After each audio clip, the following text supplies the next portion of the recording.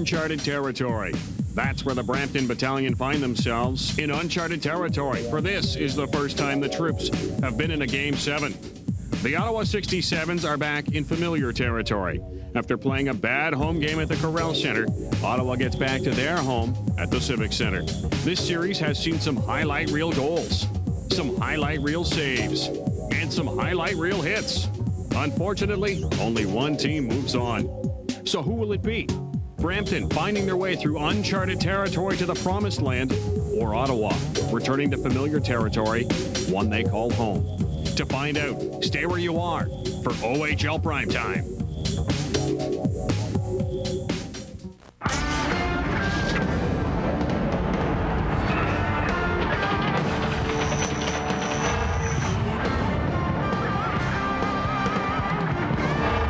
The Ontario Hockey League couldn't have asked for a better scenario. The Ottawa-Brampton series, one of 4 going the full distance tonight to decide who will move on to the next round. You know about the 67's and Battalion, but how about the surprising Wolves of Sudbury, pushing the top-seeded Majors to the brink? The Wolves outshot Toronto 44-17 en route to a convincing 4-0 shutout win last night. Meanwhile, the 6th-seeded Oshawa Generals are making life miserable for the Ice Dogs. Getting the heroic goal in double OT last night was Ottawa native Ben Eager. And last Saturday, the Attack won a 6-5 decision to also force Game 7 tonight. A super Tuesday of hockey indeed. Hi again and welcome to the Ottawa Civic Centre. I'm Richard Provencher. Well, facing elimination on Sunday in Brampton, the 67 showed zeal and passion, scoring a convincing 6-3 win to force tonight's opening round finale. And when it comes to Game 7s, well, Ottawa has plenty of experience. You'll recall last season pushing the St. Mike's Majors all the way to 7 games and eventually winning and moving on to the OHL Championship. Luke Mensator says, bring it on. I'm a little bit nervous about it, but I like games under pressure, so I like Game 7s.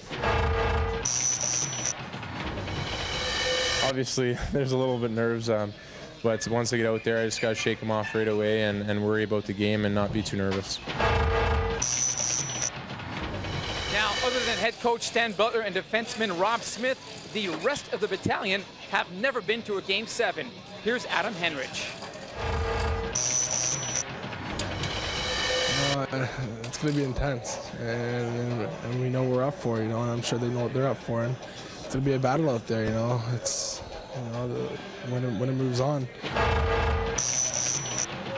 So, who will emerge as the game star? Which goalie will stand up? Today, everyone plays like there's no tomorrow.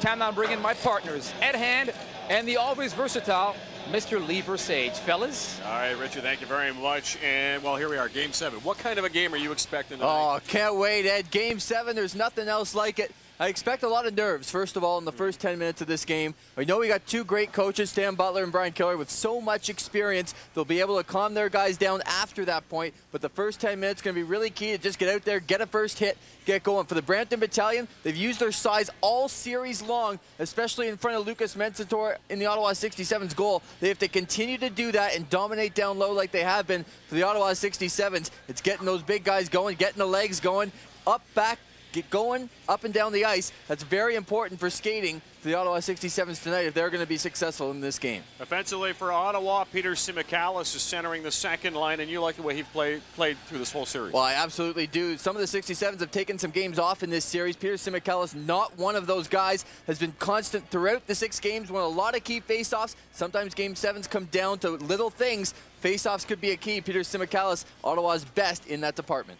Defense wins championships, and Ottawa is a little light on the blue line. That means more weight lands on the shoulders of Will Colbert. Can he do it? Certainly can. Him and Pierre Mitsu are going to see more than half of this game back on the blue line for the Ottawa 67's. Will Colbert's going to have to step up tonight and be just as strong, him and Pierre Mitsu, if Ottawa's going to be successful. On Brampton's back end, look at Phil Oreskovic. He's had a pretty good series. Oh, he certainly has. The rookie, couple of assists in this series. Been great on defense as well. Held a lot of the Ottawa 67's big guns in check. They need a little production, Brampton does, from the back end as well. Oreskovic might be one of those guys. And production up front for Brampton. Of course, they're getting it from Adam Henrich, the draft pick of the Tampa Bay Lightning. And as you can see there, second all time now in battalion playoff goals. He's got 8. He's been great in this series.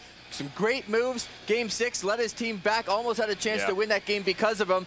He's one of their stars, and he's got to step up tonight. Let's take a look at tonight's starting goaltenders. In net for the Ottawa 67's, it's Lucas Schmentzador. And in net for the Brampton Battalion, Kevin Couture. Here's your Lorenzo's keys to victory. For the Ottawa 67's, they need to use home ice to the advantage. They didn't have the luxury in Game 5 at the Corral Center. They're back where they know they need to dominate early. Mentally tough. They need to rebound. They didn't get a chance to do that after a big win before. They need to come back and start this game strong, scoring from all places. More than Corey Locke has to get the job done. They got some big goals last time from guys like Peter Simikalis. For Brampton, confidence on the road. They already have 2 road wins in this series. They're not afraid to play against the Ottawa 67's here in Ottawa. They got to come out strong. The stars have to be Henrich, Volsky, Krebs. These are their main guys. They need to step up and make something happen in Game 7. And of course, Kevin Couture has had some real good games, some real bad ones. He needs to step up as well. Goaltending always a key in Game 7's. Lorenzo's Pizzeria, with 7 locations, has been serving Ottawa since 1976 and is a proud sponsor of OHL Primetime. Lorenzo's. Call 737-3737. All right, gentlemen, thank you very much. As for the battalion, Coach Butler put it this way: sometimes playing on the road is easier than playing at home. The only pressure we have right now is the pressure we put on ourselves, end quote. It's all up to the players. Folks, it's showtime. The cellular communications for this production are provided by Rogers Wireless, with the largest digital coverage in Canada. To fulfill all your wireless needs, check out Rogers.com. Imagine a better wireless world. Oh, Canada, we stand on guard for thee. Oh, Canada, we stand on guard for thee. Welcome to the Ottawa Civic Centre as we get set for Game 7. The Brampton Battalion and the Ottawa 67's, and it doesn't get any better than Game 7. Oh, you got that right, Ed. Game 7's all across the Ontario Hockey League tonight, 4 in all. But the one we're going to be watching, obviously, the Ottawa 67's, the Brampton Battalion. A lot of people talking about the fact that Ottawa flew down for Game 6. Brampton had to go back on the bus. That's why Ottawa came out so strong and dominated the first period in Game 6. They went on to that 5-3 victory. But no more excuses now. Everybody's exactly the same. Everybody comes into this all square again. Got to let it all hang out. I'm sure we'll get all the cliches out before the end of the game. I've got a list here. First off, though, goaltending. I mean, Lucas Schmentzador, Kevin Couture, going to be obviously the key guys, especially in these first 10 minutes when the rest of the guys are going to be a little jittery. Lock between Mancari and Atkinson. Houlihan centering Clayton and Henrich. Colbert and Mitsu back defensively for Ottawa. Logic and Simmons for Brampton, and we're underway in the Civic Centre. Couture leaving it for Logic. Lock in right away. Mancari trying the sharp angle shot again that works so well. And Colbert, good job pinching in to keep it in. Ottawa. Atkinson back to the point. Colbert back into the corner. Lock with Logic, and Atkinson knocks Logic over. Pucks up the boards, and Henrich sends away Clayton. Break out of his own zone. That's going to go all the way for icing. And we've played a minute 3 with no score.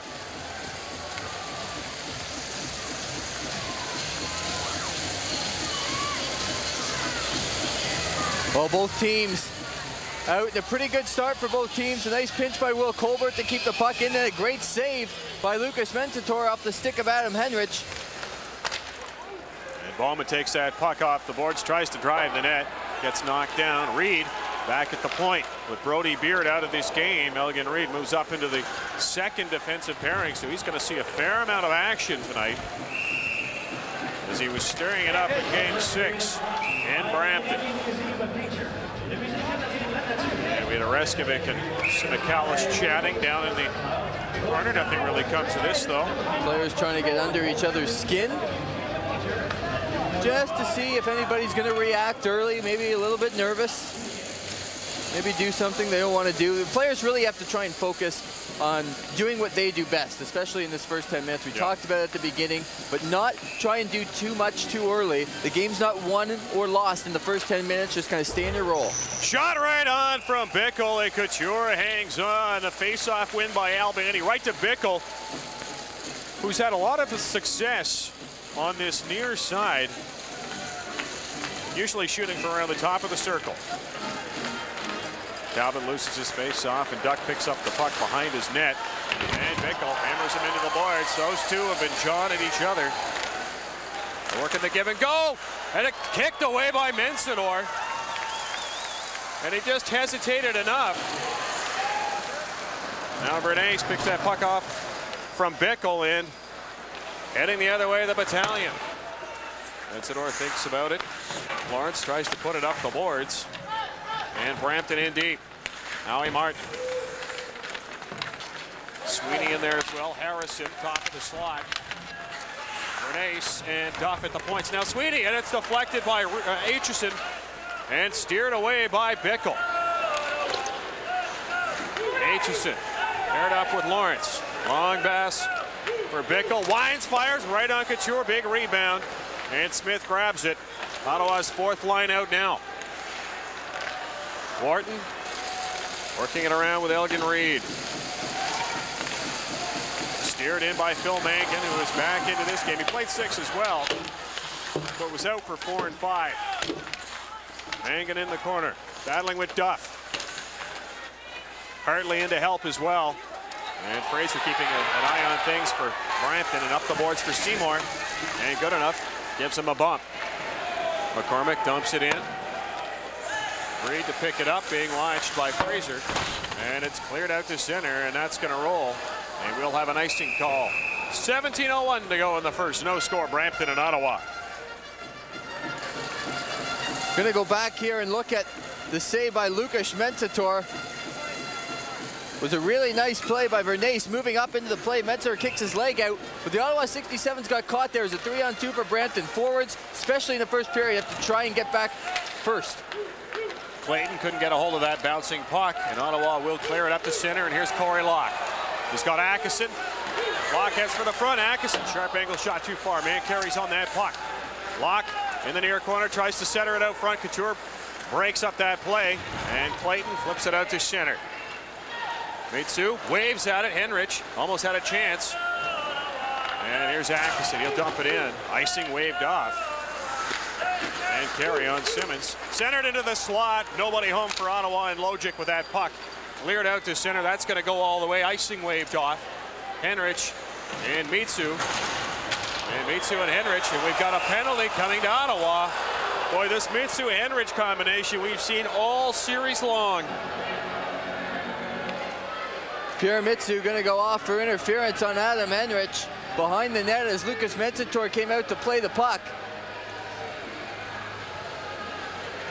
For Mitsu, that's the 6th game in 7 of this series that he's been in the penalty box, and it always seems to start out with a penalty from Pierre Mitsu.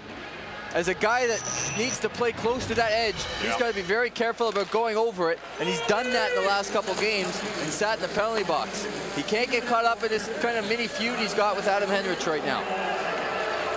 McPherson, Krebs, and Harrison up front on this penalty kill. Volsky as well. Logic, the lone defenseman. Krebs playing the point on the near side. On the penalty kill, Bowman, Simikalis, Colbert, and Mancari. Saved by Mensador. Harrison couldn't get a hold of it. Steers it up the board. Simikalis whiffs at it. Krebs on that puck. We've seen that in this series. Rodney Bauman blocking another shot for Ottawa. Corey Locke steals the puck, short-handed. And he'll send it back to the Ottawa blue line with 1:05 to go. And the man advantage for Brampton. And once again, Mancari has got that long looping wrist shot from deep in his own zone. Remember back a few games here in Ottawa, actually it was game 1. He shot it from behind the goal line in his own zone, put it in the net, in the empty net, to make it a 7-5 victory. Houlihan getting hassled by Locke. Now Bernays. That's broken up by Talbot. Bernays will try it again. Across center, in deep. 35 seconds to go on the power play for Brampton. And Mancari shot blocked by Clayton. Henrich in there as well, along with Houlihan. Bernays and Smith, that goes off a stick. Brampton still with possession. Clayton shots wide. And a race between Talbot and Smith, and it's still in the Ottawa zone. 15 seconds to go in the power play. Mancarry with a puck. Off the boards, and Bernays, it will creep out over the blue line. Henrich just sends it in, and the penalty-killing unit has done its job for Ottawa. And the first time, and here we go with Albiani. Outside to Simicala, shot, and it's wide. Nice try by Ottawa. Albiani paid the price on that. Smith. Head man for Martin, now Fraser, with Sweeney heading for the front. Fraser loses his edge, back to Sweeney, shots wide. And Bickell steers it out to the blue line. Kyle Wharton goes for his skate, lets his teammates set up. Logic just clears it back out and into the Ottawa bench, and we'll have a face-off in Brampton territory. 13:36 to go in the first, no score. You know, it was a bit of a dangerous play there. Kyle Wharton was actually moving the puck up. Bryan Bickell didn't get back for him. Now the puck ends up being cleared out by Brampton, and it goes out of play. That puck stays in. You're looking at a 2-on-1, maybe a 3-on-1 the other way. Guys have to recognize when defensemen are stepping up. Oh, and Todd just missed on the rebound. Kyle Wharton's shots from the point are getting through. And Couture making the initial save, but a glorious chance there by Brody Todd. And he just missed the far side. Here goes Volsky. McPherson racing to catch up. Volsky's shot, saved by Mincidor. Steered away by Wharton, but it's still in the Ottawa zone. Brody Todd pushing it and gets it out through center. Bowman.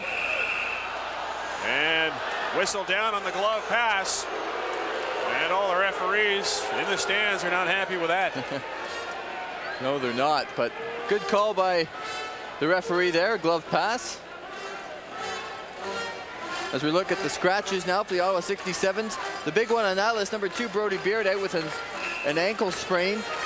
He's a regular top 4 defenseman. Yeah. So they're going to miss him, and we're going to see Tyson Aitchison. We're going to see Elgin Reed, Robbie Lawrence as well. Aitchison and Lawrence out there as we speak. And we'll see some Mancarry playing defense on the penalty kill. As Ottawa, especially when Mitsu goes off, because they need that big body to clear big bodies from the front of the Ottawa net. Bernays to Sweeney, and they dump it into the Ottawa zone. Aitchison hops over his stick. Martin watching him. Aitchison cuts him off from the puck. Talbot battling to get it up the boards. Kept in, Harrison trying to come out of the corner. Talbot's on him. Now Martin centered out front, just missed through the crease. Harrison trying to find the handle, saved by Mincidor, still loose. And Ottawa clears it out, and a pass for Bickell, and he's in alone. Bickell scores! Ottawa takes a 1-0 lead.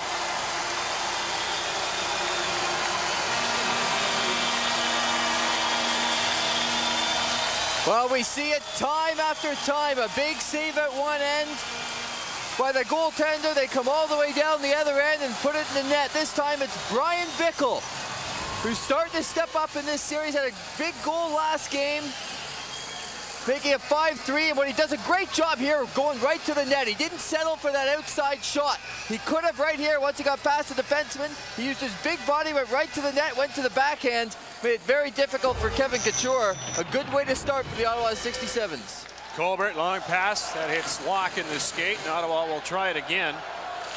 Henrich keeping an eye on Mitsu, goes right after him. Mitsu clears it out to center. Keep an eye on that combination again, Logic. We'll get across center. Now Clayton, shots wide, comes out the other side of the net. Houlihan shot, saved by Mincidor. And Ottawa, Locke couldn't hang out, but it's cleared out to center. Logic, pushed back by Atkinson. Clayton's pass is picked off, then stolen, 2-on-1, Henrich and Houlihan, and Henrich loses the handle. Henrich in the corner, and Locke battling to get rid of that puck. Clayton on it. Clayton still with it. Tries a wraparound, and Henrich had his stick off the ice, where he was at a glorious chance. Give and go. Ottawa blocked by Smith, getting it back. Oh, Locke missed the net. Wharton in deep. Ottawa trying to build on the momentum of that first goal. Locke, that goes off of a skate. And Smith will get it up the boards to Seymour, and here's Houlihan with McCormick. Houlihan will peel off on a change, sending it in deep. Mansador rings it around the glass. Seymour takes a bump from Atkinson, and Ottawa up through center. Brody Todd, he's in offside. And Brampton, Bowman, good job on Seymour. And Simicallis just missed a hit from Fraser. Todd on that puck, steers it behind the net. Bowman in deep. Bowman back to the point. Aitchison, cross ice. Lawrence didn't know it was coming. He'll put the shot on off of a stick. Bowman didn't see it coming. Delayed penalty to Brampton. And the Ottawa 67's will go to the man advantage with 10-12 to go in the first, and they're leading by 1 on Bickell's third from Albiani and Lawrence. It's going to be Rob Smith going to the box for cross-checking. He decked Rodney Bauman in front of the Brampton goal and Kevin Couture. But the third-ranked power play in the OHL during the playoffs and the second-ranked power play overall during the regular season. Oh, pardon me, it's on Peter Simicallis. Rob Smith with the cross-check right to the back of Peter. Simicallis wins it to Mitsu. That shot's blocked by Houlihan. Kept in by Mitsu, but Simmons is on it, and it's clear down the ice. Houlihan racing in with Mancarry to get that puck, and Mansador will play it up the boards to Mitsu. To Simicallis. Behind Bowman. And whistle down. They're going to call it 2 lines. 1:42 to go in the Ottawa man advantage, brought to you by Goulburn Sanitation.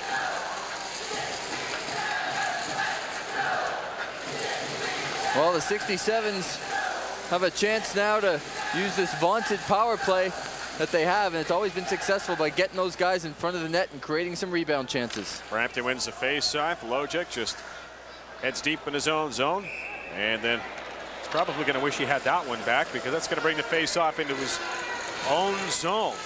They put it into the 67's bench. Shots on goal at this point, 6-6. Houlihan against Simicallis for the face-off. Simicallis wins it. Locke. Mitsu wide, fires, and that misses low. Good shot by Pierre Mitsu. Locke off the boards. Back to Mitsu again. Cross ice. Simicallis missed on the deflection. Simmons steers it to the boards. Locke's on it first. That's a cross ice to the top of the crease. Bowman held up a little bit by Duff. And Brampton clear the zone. Mark Mancarry picks up that puck, and he's got a head of steam. Off to Bickell. Locke heading for the front. Cross ice. We're pinching with Simicallis. And Lojek's going to get there, but it's kept in by Mitsu. Shot off of the leg. Duff couldn't hang on to that puck. Simicallis back to the point. Mancarry. Simicallis again. Cross ice. Intercepted nicely by Volsky and cleared down the ice. Mansador feeds it to Mancarry. Brampton change up their penalty killers. Volsky and Krebs up front. Logic and Simmons back. And Logic intercepted by Bickell. Oh, and his pass picked off by Brampton. Mitsu keeps it in. Talbot to Locke. Gets the shot in front, blocked by a Brampton Battalion player. And Mancarry, good job to keep it in. Talbot to Bickell behind the net. Locke. Oh, sharp angle shot goes wide. Ottawa all over Brampton right here. And the Battalion will get a hold of this puck. And Krebs almost gets it picked up by Mancarry, but here is Brampton shorthanded. A nice job by Julian Talbot. Penalty is over.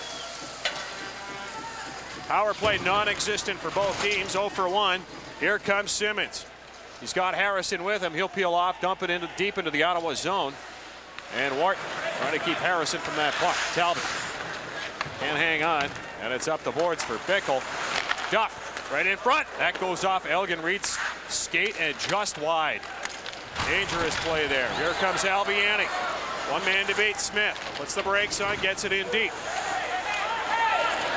Bickell peels off on a change. Mangan's in. Mangan keeps it in. Nice move by Mangan. Albiani still behind. And Atkinson drifting in, but a little late. Broken up by Sweeney and Brampton. Out through center. Mangan gets it back, sends it in. Not good enough. He was there just a little late, and that puck clears out to center. Dumped in again by Lawrence. Mangan held up by Henrich. Gives Duff a bump in the corner. And Aitchison with that puck again to Atkinson. And they'll dump it right back in that corner and change them up again. And Duff will send it right down. And that goes for icing. 6:54 to go in the first. Ottawa leads it 1-0. Let's get down to Richard Provencher and our fan in the stands. All right, Ed, by now the pregame jitters are probably gone from the players, but I want to find out how the fans feel about a 7th and deciding game. And as we've seen in this series, no early lead is safe. Peter, how do you feel? That's right, Richard. No lead is safe, although we did well on their first goal, and they're looking really good. How do you feel about Ottawa's chances or Brampton's chances today? I think Brampton's a very fast skating team, and Ottawa's got to take the body. If they don't, we're going to have a tough night. Well, we're certainly seeing the bodies going on the boards. Guys, back to you. Henrich shot just goes wide. Brampton in the Ottawa zone. First line out there, Henrich, Clayton, and Houlihan. And Carey battling to get that puck out and does. And here is Locke up through center. Atkinson with him. Just puts it right on Couture. Atkinson on the rebound. And Logic steers it away safely. Intercepted by Carey. And a couple of Brampton Battalion players fall in front. And that's going to escape through the unmanned point and back to the Ottawa zone.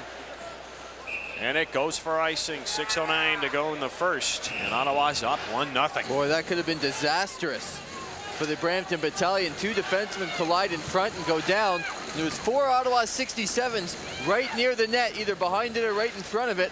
Unfortunately for them, they couldn't get the pass through. Ottawa gets the puck right on. Saved by Couture.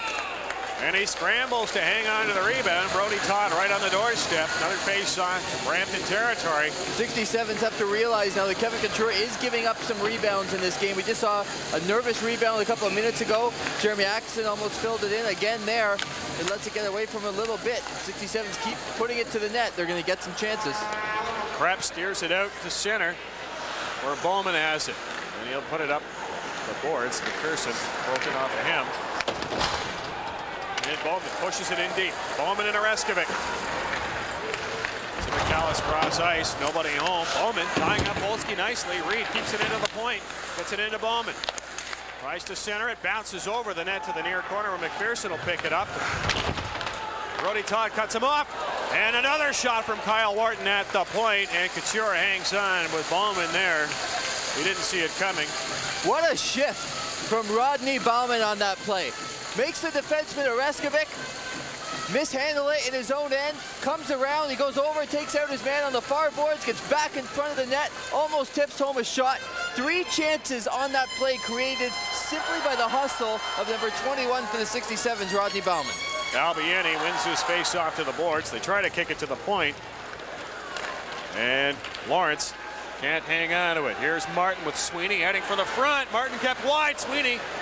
That pass went behind him. Sweeney with a couple of goals, and here's Bickell again. One man to beat. Talbot racing in, and that puck goes off a Battalion player. And out to center ice. Aitchison sends it back.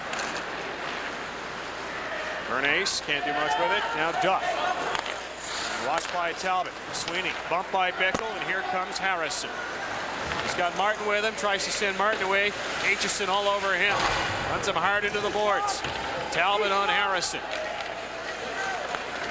And here's Harrison. Sweeney saved by Mensador.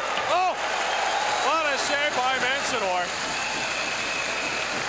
With 4:39 to go in the first, and Ottawa up by 1. And Sweeney does a great job on this play. Harrison digging down deep. Takes the puck away from Aitchison. Sweeney finds some open ice right there, and what a left pad stop by Lucas Mensator to keep the lead for the Ottawa 67's, but a good job of forechecking by the Brampton Battalion to create that opportunity. Mangan against Fraser. Fraser wins it back to the point of Areskovic. That's, well, who else is it in front? Rodney Bowman. Knocked around the boards. Kept in by Areskovic. Fraser Coming out of the corner, Elgin Reed, great job to take out Seymour. And Ottawa able to relieve the pressure. And that will not go for icing as Oreskovic grabs it. 4:15 to go in the first. Ottawa's leading by 1. Oreskovic taking his time. Pass for Henrich. Hartley on Henrich. And Hartley can't get a hold of it. Puck steered all the way back to the Brampton zone. Locks there first. Centered out front. And that goes off of Houlihan. Atkinson now tries to get a hold of it. And it comes back to Henrich. Long shot wide of the net. And Mitsu steers it out over the blue line. Clayton gets a bump from Mancari. Walk there looking for the loose puck, and here's Clayton. Long shot steered away by Metsador. Simmons and Atkinson having a little chat at center ice. And that puck won't go for icing. Simmons will pick it up. Atkinson on him. Gives him a bump. Up the boards for Clayton. Colbert on him. And Mancari gets hit by Henrich, but Ottawa all over that puck still. Lock in front, Mancari. Didn't see it coming. It dribbles right to Couture, who hangs on. Oh, 3:13 to go in the first, and it's 1-0 Ottawa. As we look at Mark Mancari, who's done a great job of centering the puck, finding his centerman Corey Locke, as well as going to the net himself. He's done an outstanding job in this series. He's been rewarded with a lot of points. Elgin Reed shot right on Couture, and he'll hang on with Rodney Bowman right there. Heads up play by the rookie Elgin Reed to not panic when he gets the puck at the point, move into the center, wait for his guys to get in front for a point shot. Right here, he makes a nice little fake, no panic, simple wrist shot on the net, but those are the types of goals that go in because he waited for his guys to get in front, could have gone off a leg, didn't happen to be that time, but still a pretty poised move for the rookie Reed. Puck came back to Couture, who smothered it again, and another face-off. Simicallis wins it to the boards. Todd in the corner, backhand, and once again Couture will grab that out of the air. And another face-off. 3 minutes to go in the first, and Ottawa's up 1-0. And this line too of Peter Simicallis, Ballman, and Todd has created a lot of havoc in the Brampton end. Reed gets it in deep. Simicallis in the corner, being watched by Duff. Now Bowman. And nobody at the point. That's going to go deep into the Ottawa zone. Elgin Reed racing after it. Metsador will leave it there for him. Volsky chasing after him. Volsky gets that puck. Dishing off to Krebs. Now Rodney Bowman up through center. Steers it into the Brampton zone where Duff has it. Up the boards for Volsky. Now Renace. Too far for Krebs. Krebs and Wharton. Battling for that puck. Krebs with that puck. Now McPherson.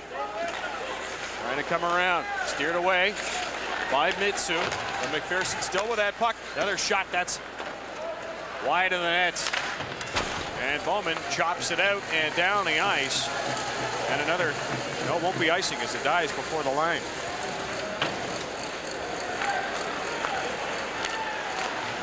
Here's Bickell. Pass gets, whoa, is Talbot hit hard by Oreskovic after the whistle.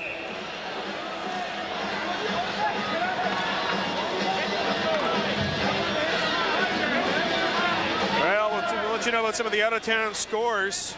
Late in the first, Mississauga Ice Dogs leading 3-0. No score there. Sudbury and Toronto. You said that Mississauga game is now 3-0. 3-0 late in the first. Pretty good start for the Ice Dogs, looking for their first playoff series win in their franchise. That's right. Trying to build on last year's first ever playoff appearance.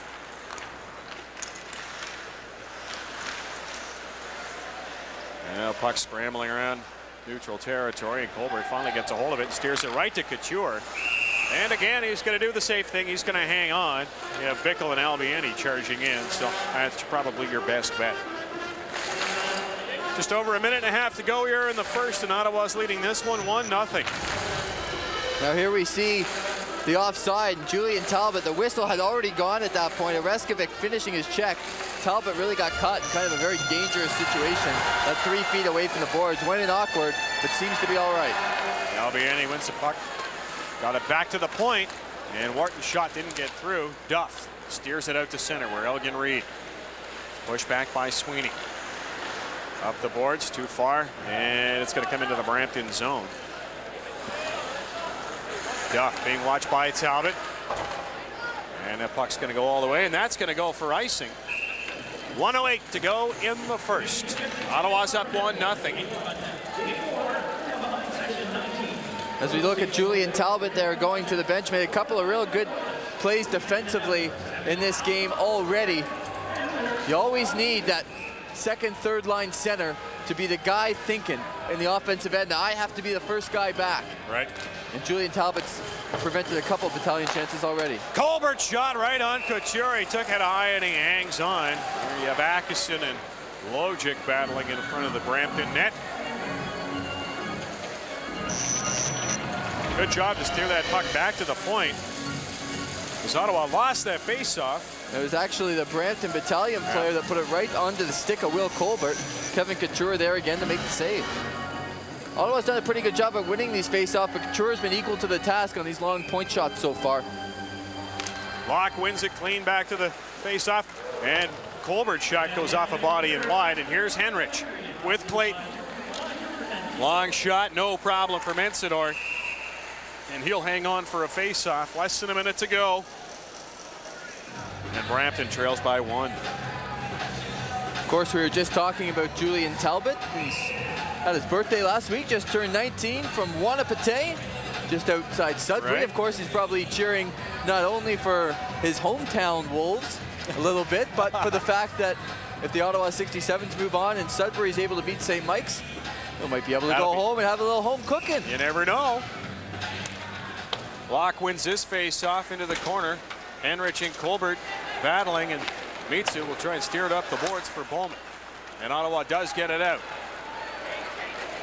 And that's going to go for icing. 40.6 seconds.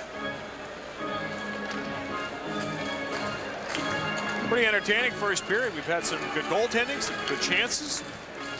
Yeah, it's been your typical Game 7 first period where players have made a couple of mistakes on each side. But overall, it's been a pretty high-paced first period. You knew it would be just with the energy level that the players would have coming into this hockey game. Locke wins this face-off again. Mitsu run off the puck by McPherson, and Mitsu gets it up and out. And here's Simikalis with Locke. And Bowman broken up by Logic. Good job by Logic. Sent it out front. And Brampton's on there. There's Volsky. Stolen by Bowman. And Brampton, they just sort of move it out through center. There's Mitsu. Cross ice, Bowman just missed. Oh, and we've got a penalty coming to the battalion as Rodney Bowman has been too much to handle here in the first. And it's going to go to McPherson for hooking down Rodney Bowman. Some great work by Pierre Mitsu along the boards. There was only 10 seconds to go in the period. He kept at it. He took the big hit down the side right here from Simmons. He gets plastered into the wall, keeps going, centers out in front. McPherson's got no choice but to pull down Rodney Bowman to save a goal really late in this first period of play. Just over 3 seconds left in the period. And this power play is brought to you by Goulburn Sanitation.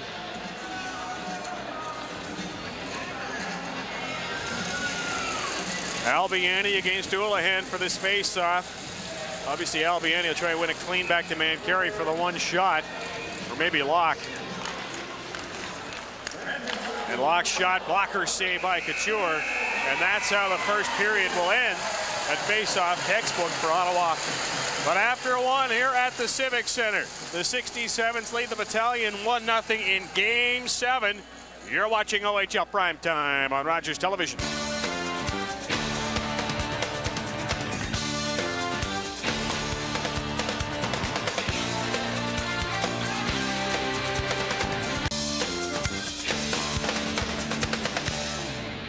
After 20 minutes of play, the Ottawa 67's with a goal by Bryan Bickell. 8 minutes into the game, lead this one 1-0. Luke Mensator faced 8 shots, stopped them all, and not a bad performance by both goaltenders. With me now is Brampton forward Tyler Harrison, and well, your assessment of the first period.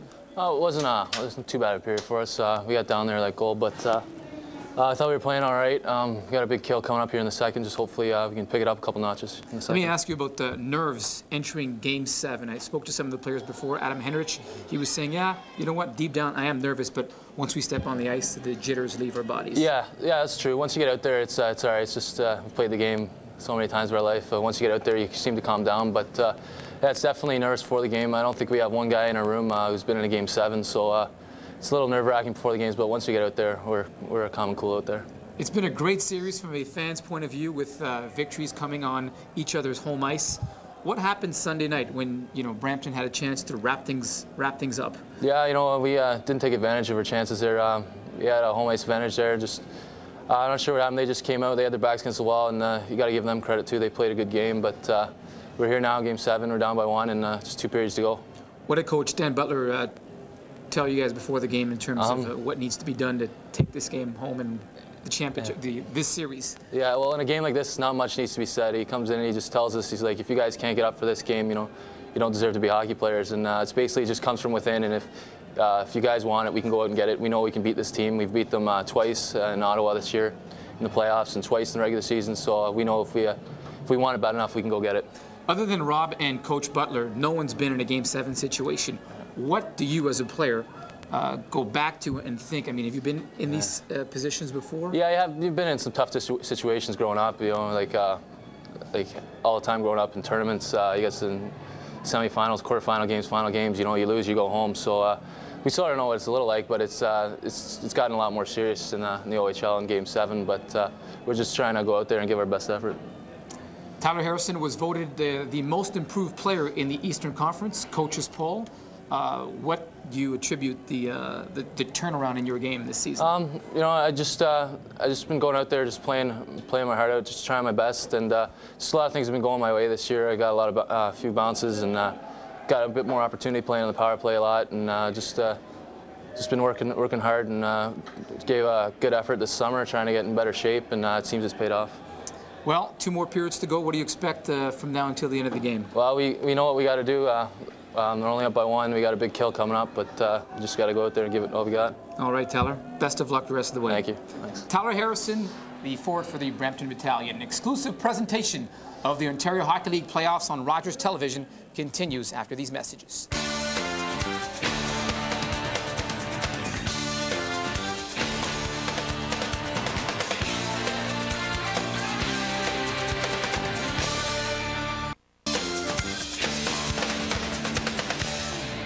And we're back at the Civic Centre, and with me now is, for Ottawa 67's fans who have been lifelong 67's fans, they may remember this face. He played from 1977 to 1980 and spent some time in the National Hockey League playing for the Montreal Canadiens and the Toronto Maple Leafs. Bill Kitchen. Good to have you along. Good evening. Defenseman for the Ottawa 67's back in those wonderful years, and I mentioned those years. You came in the year after Ottawa played in the Memorial Cup Championship in British Columbia. That's correct. New Westminster. Yeah, that's correct. What memories come to mind? Well, pretty big shoes to fill, obviously, when you're coming off a championship team like that. We had a very young team my first year. Probably half the team was turned over. However, we did have some legends in the game that were still kicking around. Bobby Smith, Timmy Higgins. I was doing my research. Steve Maringer, Tim Higgins, Steve Payne, Dave McQueen, who's now coach. Yeah. Yvon Joly, Ed Hospodar. That's a loaded club. Well, I think Brian, he's one of Brian's fortes is certainly selecting talent and assembling it. And a lot of the names that you named were not only 3rd and 4th year players, but 1st and 2nd year players that became great juniors and obviously great NHL players. So I think Brian, testament to Brian is just his ability to select talent. Mm-hmm. Of course, Ottawa in the playoffs right now. I look back at your career, and your 3 years as a 67.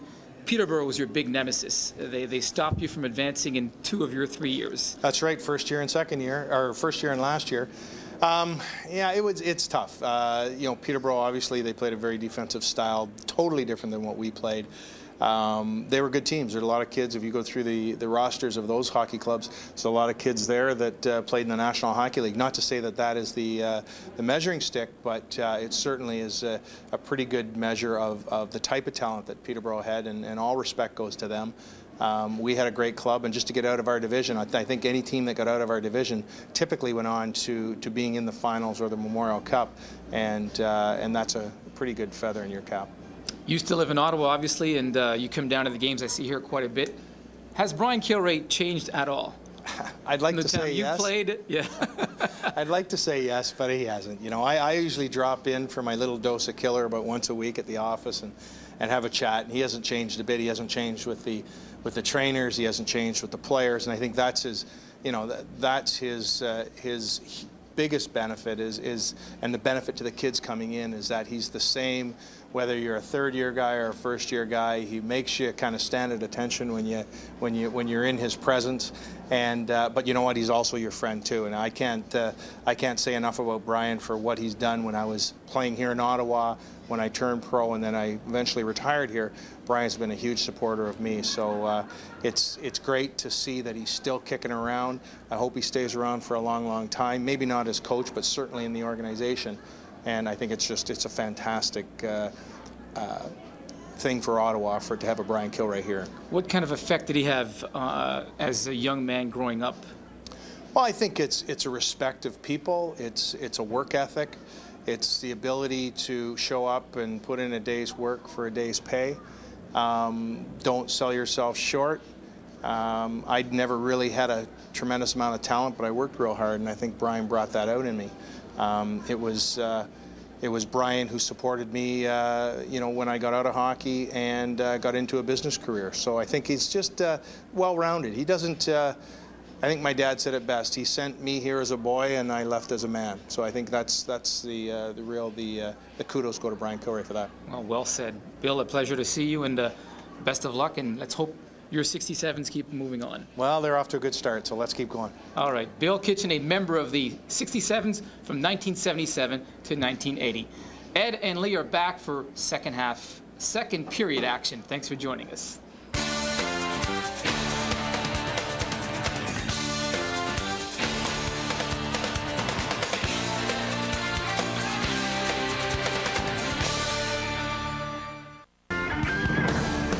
OHL Primetime is brought to you in part by the Ottawa Sun, where our team covers your team. For all your sports, local news, and entertainment, turn to the Ottawa Sun, the real paper for the real fan. Welcome back to OHL Primetime on Rogers Television. After one here at the Civic Centre, the Ottawa 67's leading the Brampton Battalion 1-0. And you think Ottawa outplayed Brampton in the first? Well, I think both teams came out with a lot of intensity, but the Ottawa 67's won a lot of battles in that first period. And when they didn't, Lucas Mensator was there. That's what happened on the goal from Bryan Bickell. He made some great saves at the beginning, but Ottawa really won a lot of battles. As I was talking about, Pierre Mitsu with a great one and Rodney Bauman with a great one, both together in the last 10 seconds. The reason why the Ottawa 67's will start this second period on the power play. What do you think the battalion have to do to get back into this game? Well, they did a couple of good things as far as getting down low in Ottawa's end. I continue to say it, but they have to continue to do it. They're all big guys. Yeah. They dominate Ottawa's smaller defensemen, especially Aitchison and Lawrence and those guys. They have to outman them, outwork them physically. If they can just outwork them, they're going to get their chances and get those big men in front of Lucas Mensator, where they've caused all sorts of problems in this series so far. Bryan Bickell's goal is our play of the period.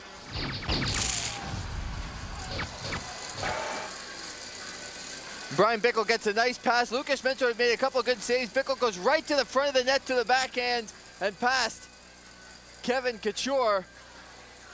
Great job by Bickell, not settling for the outside shot, using his big body, knowing the defense would have a very difficult time getting around him to get the puck.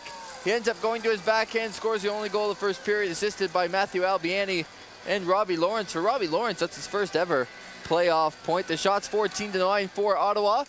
Hits just about even. And Ottawa winning the faceoffs, which is usually surprising. Brampton clear it deep into the Ottawa zone. 10 seconds into the second period.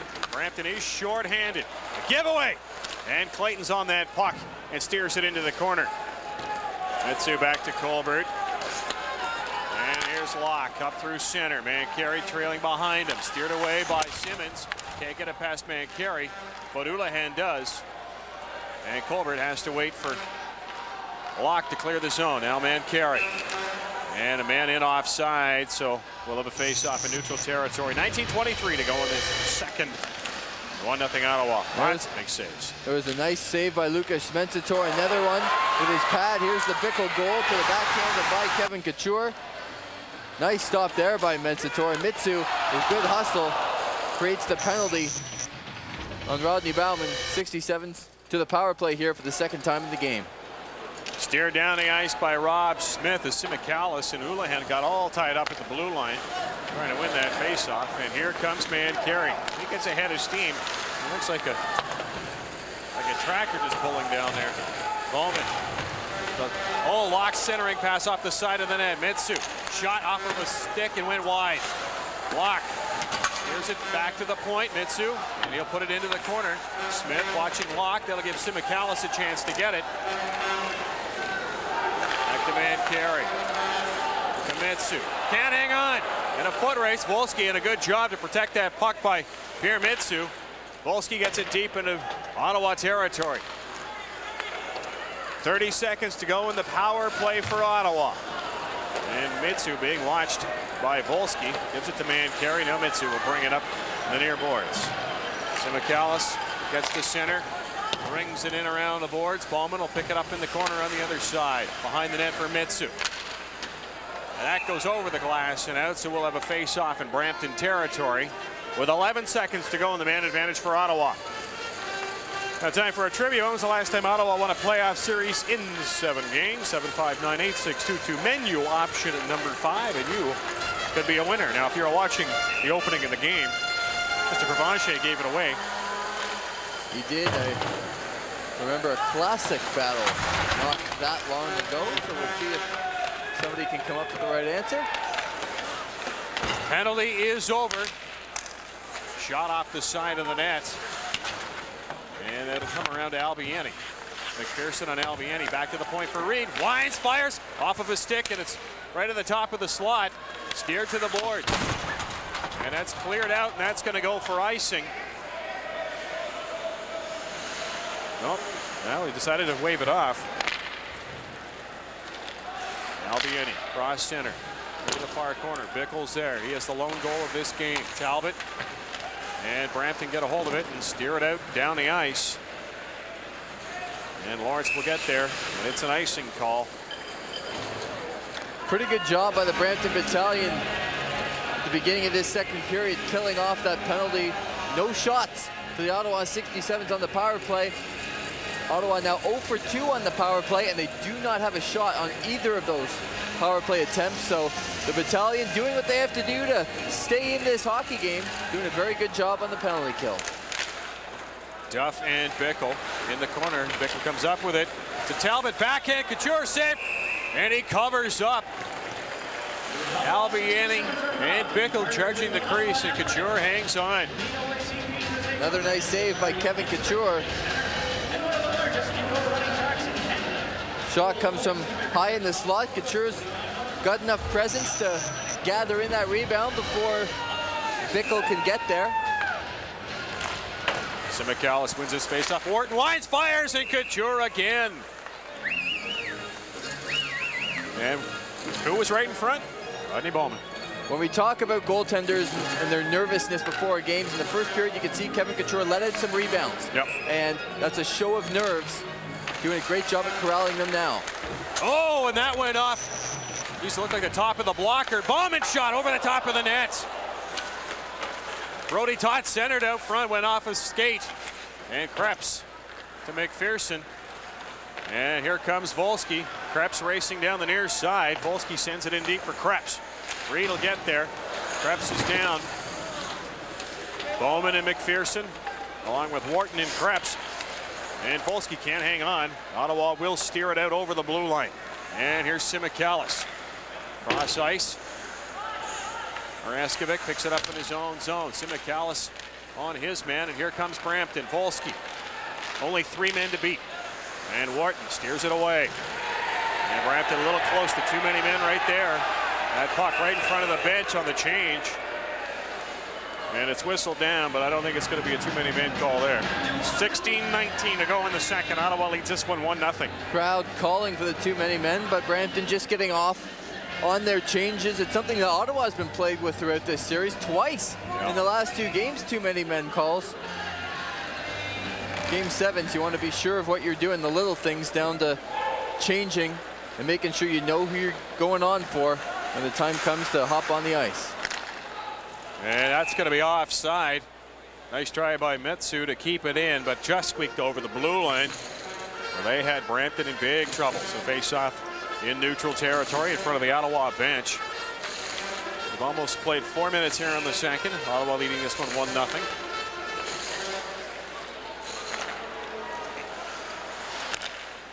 Simmons being watched by Mancari. Henrich steers it into the Ottawa zone. Colbert battling with Clayton. Atkinson in to help. And Houlihan trying to come out from the boards, and it's steered away by Mitsu.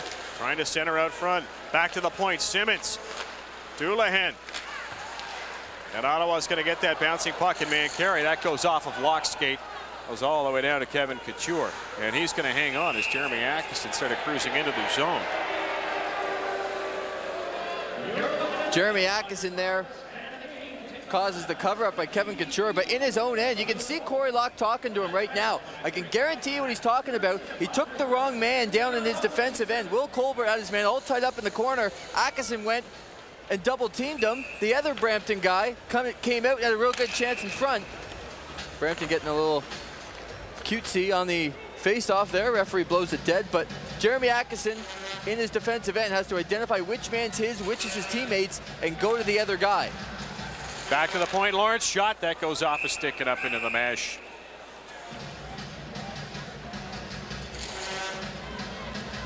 Because when you get caught up in the moment, you see a guy, you want to go to him. But Will Colbert already had him. It was a great scoring opportunity for the battalion on that play. A simple defensive miscue there by Atkinson. Bernays behind his net to Duff. Albiani getting in the way there, but Martin sends it up to Sweeney, and that's going to come into the Ottawa zone, and Metsador is going to hang on to that as Lawrence and Sweeney chat behind the net. Things have slowed down a little bit here in the beginning of the second period. The Brampton Battalion, of course, playing in their first Game 7 in franchise history. Out of town, still no score. Owen Sound and Guelph. St. Michael's with a 3-0 lead on Sudbury. And the Ice Dogs with a 3-1 lead on Oshawa. That's blocked in front, and it squeaks over the blue line.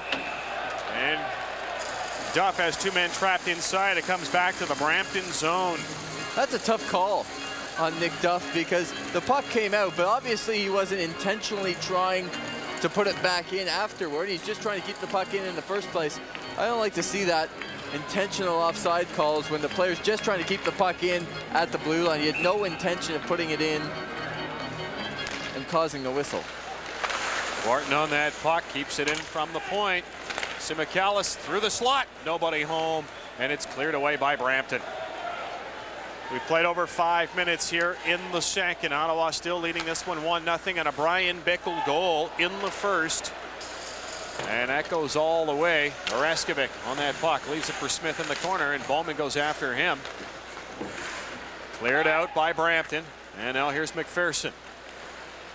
It's the blue line, broken up by Simikalis and cleared out. Now Bowman trying to get past Reskovic as he was held up a little bit, and that goes for icing. As we show the shots on goal there. Brampton with yet to get a shot on net in the second period. Yeah, but they killed off that all-important penalty to begin this period, and sometimes that can start to lead to chances at the other end, building a little momentum. Brampton doing a pretty good job right now at staying in this game and not letting Ottawa kind of get carried away with their chances. Even though they have 19 shots, there's a lot of long-range point shots that Kevin Couture has been able to see. Back to the point, Bernays winds and whiffs. Still kept in by Brampton. Aitchison up the boards. Good enough. Lifts Seymour's stick and it creeps out to center. Vernace back in his own zone, being watched by Mangan. Up the middle for Fraser. He scored the first goal against Ottawa at the Corral Center. Metsador didn't see it. He thought he had it in there and it dropped out of his glove. Dangerous play there, but Ottawa on that puck. Brampton still in the zone. And Seymour takes that away from Mangan. McCormick's out front. The wraparound doesn't work. And Ottawa will get that puck out. And here comes Greg Goodenough.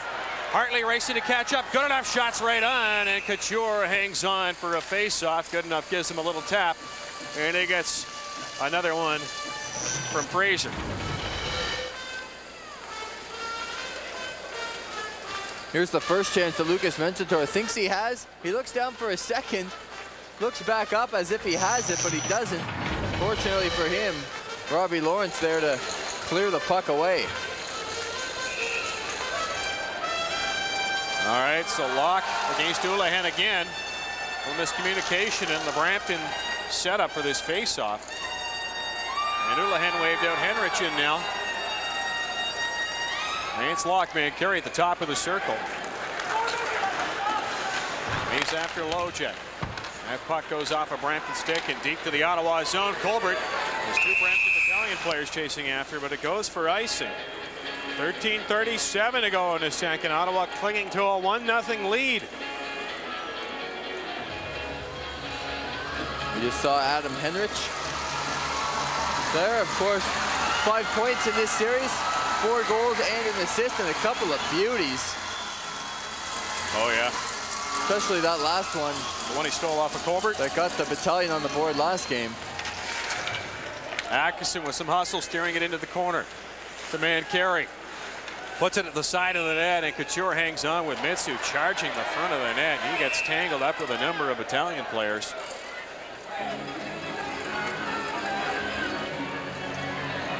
Well, the referee pointing here at Pierre Mitsu. I'm not sure.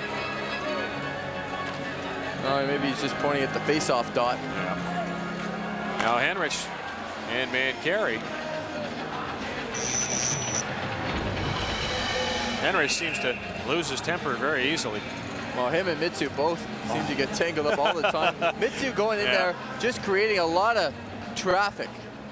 Not caring that the Brampton defenseman Simmons is going to come over and make sure he takes him out. He just wants something to happen in front of Kevin Couture and know that that front of the Battalion net isn't exactly a safe haven. Talbot wins the faceoff. AJ, what a save by Couture. Oh, he let that go. That seemed to sting him a little bit. Not sure he saw that one until after it hit him, but nonetheless, being in the right position. That's right. Talbot in on Smith.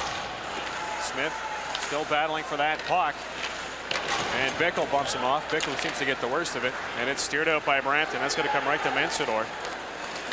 And Harrison trying to get past Lawrence. Lawrence gives up a heck of a lot of size there, but keeps him wide, and Mensador covers up. Of course, a lot of Brampton Battalion fans remember when Harrison's older brother, Jay, played on this team as well.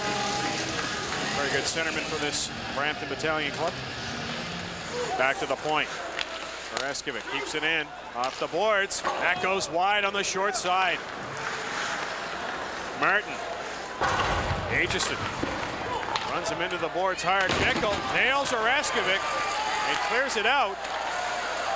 Released to the blue line. Now Ottawa scrambling around, trying to get rid of that puck, and they do. And here's Albiani. Smith on Albiani.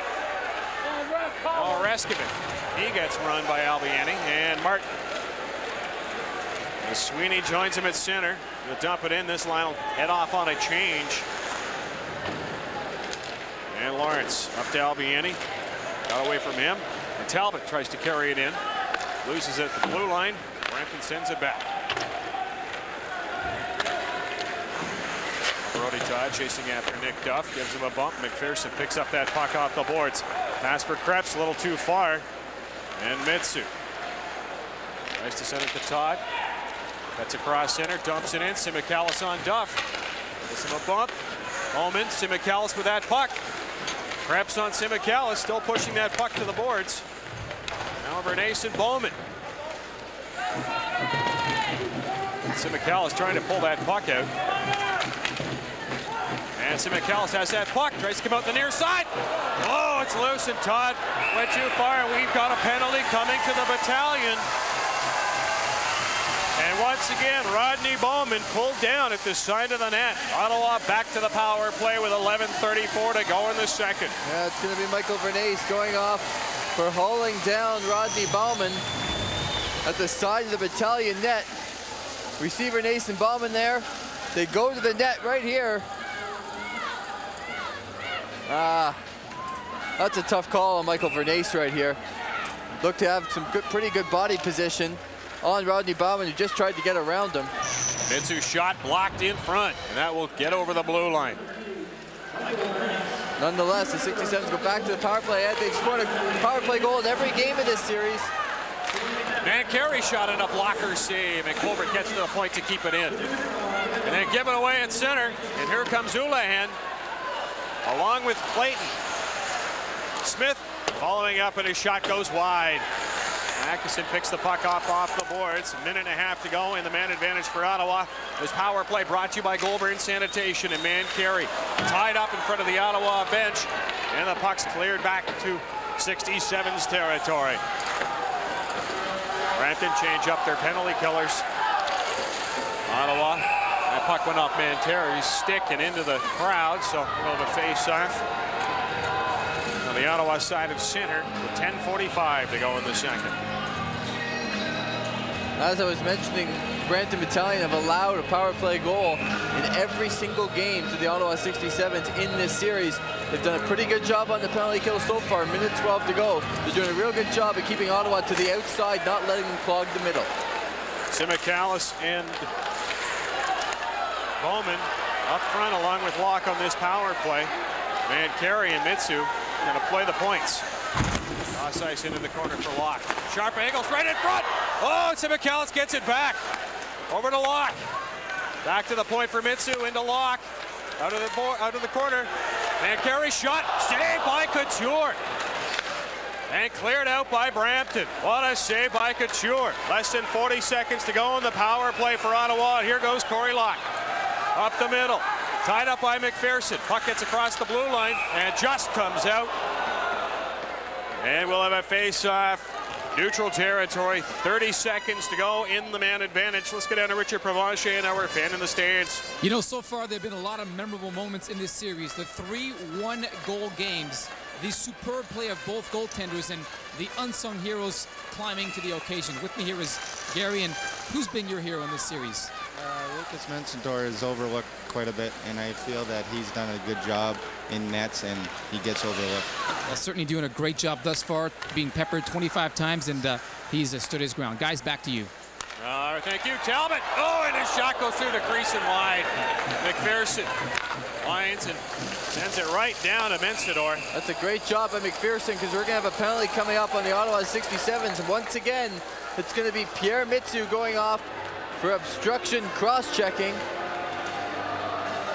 Great job by McPherson. He got the puck all the way down to Lucas Mencentor, so the face-off's going to start for the Brampton Battalion in the Ottawa end.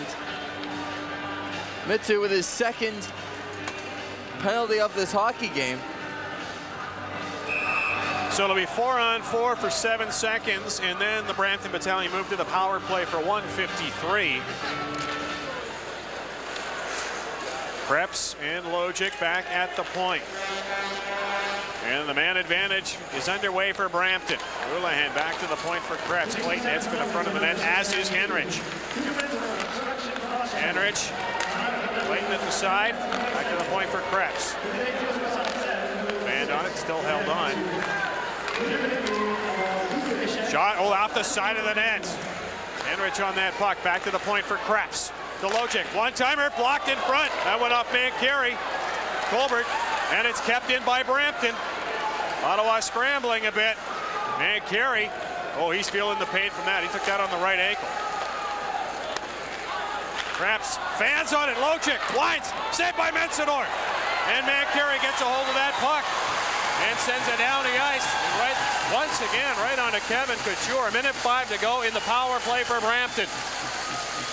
And Camille Krebs to Brock McPherson across center. Dumps it in the far corner. Harrison heads to get it, as does Volsky. Wharton's there first and clears it out. Less than a minute to go in the man advantage for the Battalion. And Harrison tries to send in Volsky. Steered away by Colbert. Brampton on that puck. McPherson in front. Now Volsky off the boards. Shot scores! Power play goal. We're tied at 1.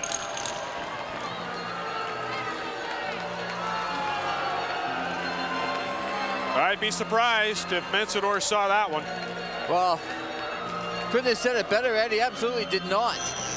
And that's what happens when you let skilled guys in the middle of the ice into the good scoring areas. Watch Volsky. Great job to get past Locke. Quick shot. And Mensador never saw it till it was almost there for Volsky, his 10th career OHL playoff point in 18 games. And that was 8 goals and 2 assists. But when you get those skilled guys in the middle of the ice, they're so dangerous because they can pass off to the side or they can take that quick shot. Volsky did just that. We have a tie hockey game. Bickell's shot right on Couture. Nice setup from Talbot. Talbot being kept off that puck by Oreskovic. Now Smith with it. Smith being asshole. Talbot almost got it. Now Martin. Here comes Brampton. Harrison and Sweeney. Harrison backing off. Ottawa gets a hold of that puck. Talbot looks for some room. Cleared out. And Sweeney tries to send away Harrison. Stolen by Bickell. That's Volsky's 3rd of the postseason from Krebs and Harrison. Power play marker at 11:48. That ties it at 1. Smith keeping it in. Puck behind the Ottawa net. And Lawrence trying to get it. Sweeney cuts him off from the puck, and Bickell gives it away to Sweeney behind the net. And Bickell grabs that puck, and he's up through center. 3-on-2. Here goes Ottawa. Oh, and Talbot had all hopped over his stick. Kept in by the 67's. Simmons.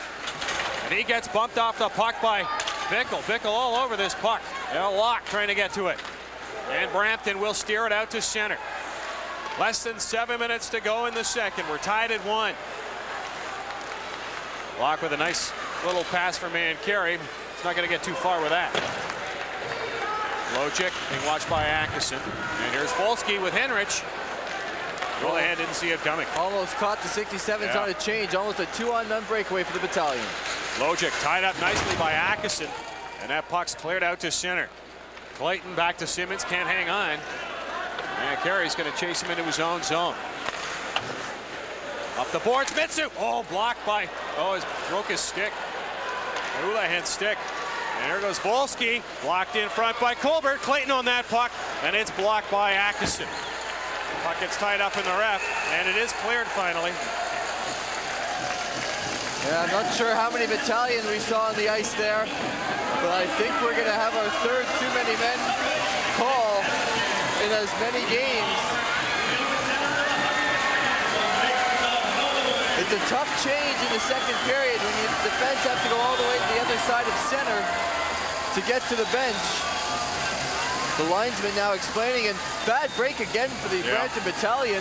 Karamitsu's shot gets blocked into Ryan Houlihan, but he breaks his stick on the play, or else the Battalion would have had a 2-on-1 coming the other way. That's exactly what we're going to have. It'll be Nick Duff going over to serve the penalty, but it's going to be too many men called on the Brampton Battalion. Krebs wins the face-off back to Smith, and he'll just dump it in the Ottawa zone.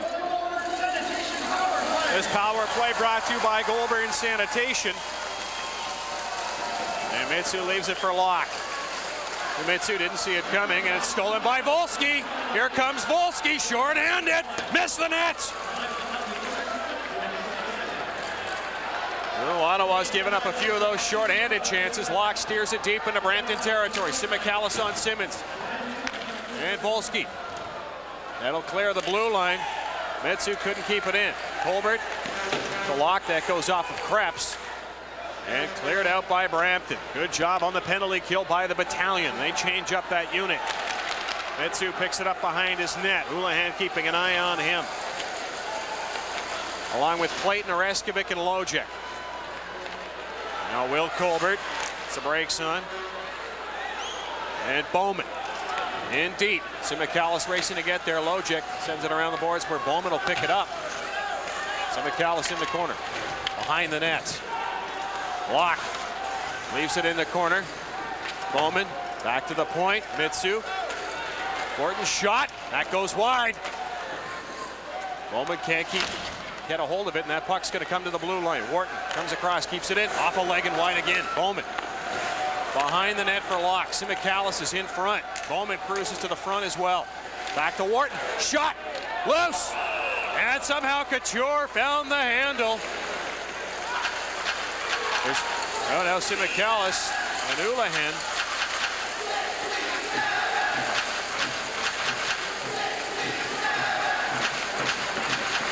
And those 5 shots you see on the man advantage, all coming on this man advantage. Kyle Wharton has 5 shots in this hockey game. Now that one just gets through, and Couture gets a piece of it. But some good work by the 67's to find the open man and get the shot through. And Brampton cleared out and down the ice. Less than 20 seconds to go in the power play for Ottawa. Wharton. And he's got some room to skate, being chased by Harrison. Hits the blue line, stumbles a bit, but he gets it in deep. Now Smith being watched by Atkinson. Up the boards, kept in by Mitsu. Fakes, then takes the shot. That's wide and high. Penalty is over. Shot behind the net. Locke tries to send it out front. Simmons steers it away. Man carry on Krebs. And Krebs will give it to Simmons. He'll steer it out and down the ice, and that's going to go for icing. 3:49 to go in the second. We are tied at 1. Another very good job by the Brampton Battalion on the penalty kill. Ottawa now 0 for 4. And again, you want to keep the big guys away from the front of your net. Let your goaltender see the shots. Brampton's doing a pretty good job at doing that. Kevin Couture is making those saves. Albiani wins the faceoff. Mitsu, good job, sharp angle shot, loose in the slot. No one can find it. Mitsu comes in again. That goes off of his stick and into the corner. Logic up the boards. Kept in by Ottawa. Talbot gives it to Mitsu. Oh, a kick save by Couture. Albiani now. Still battling with Houlihan. Talbot. Oh, Bickell couldn't get any wood on it. Back to the point for Colbert. To Bickell. Into the corner. Simmons goes after him. Albiani out front. Talbot didn't see it coming. And Brampton, here's Clayton. Tries to send away Henrich. Here comes Henrich. Save by Mensador. Oh, what a save by Lukas Mensador. Boy, you said that right, Ed. The fans on their feet here at the Civic Centre because of the Lukas Mensador and the stop he makes. I don't think the defense of Ottawa thought that Henrich could get to this puck, and by the time they do, it's too late. Henrich to the backhand, and the glove comes right up by Mensador. But Henrich with that long reach is so difficult when he gets in alone because the goaltender's got no idea what he's going to do with the puck. Sweeney puts it behind the net. Reed tries to ring it around the boards. Picked off out front by Wharton. And here's Bowman for Ottawa. Pass for Todd. That put him in offside. Simicallis was trapped as well. And it's going to come back to the Ottawa zone. Less than 3 minutes to go in the second. We're tied at 1. Let's go down to Richard Provencher, find out what's coming up in the second period. Intermission. By Peter Simicallis, and it's a second period. You know what that means. Scott MacArthur fills in for Lee Versage, who fills in for John Shabbat. OHL, around the OHL with the OHL Insider. Guys, back to you. Smith being kept deep. Deflected in front by Harrison. It goes wide. Martin hit hard by Elgin Reed. Simicallis to Brody. Todd can't hang on. Reskovic tries to send it back. Todd can't crack the blue line. It comes out to center where Bowman steers it in. Smith loses that puck to Simicallis. And it's cleared out. And icing the call. Just over 2 minutes to go in the second. And we are tied at 1. Provencher talking about what's coming up in our second period intermission. We're going to have some good stuff as far as some players that have formerly been with the OHL, signed on with some National Hockey League teams. We'll talk about that. We'll talk a little bit about the refereeing as well. Metsu from the point. There's a shot that went off a stick and over the net. Talbot. He gets a bit of a hip in front of the Brampton net, and it looks like we've got an interference call coming to Stuart Simmons.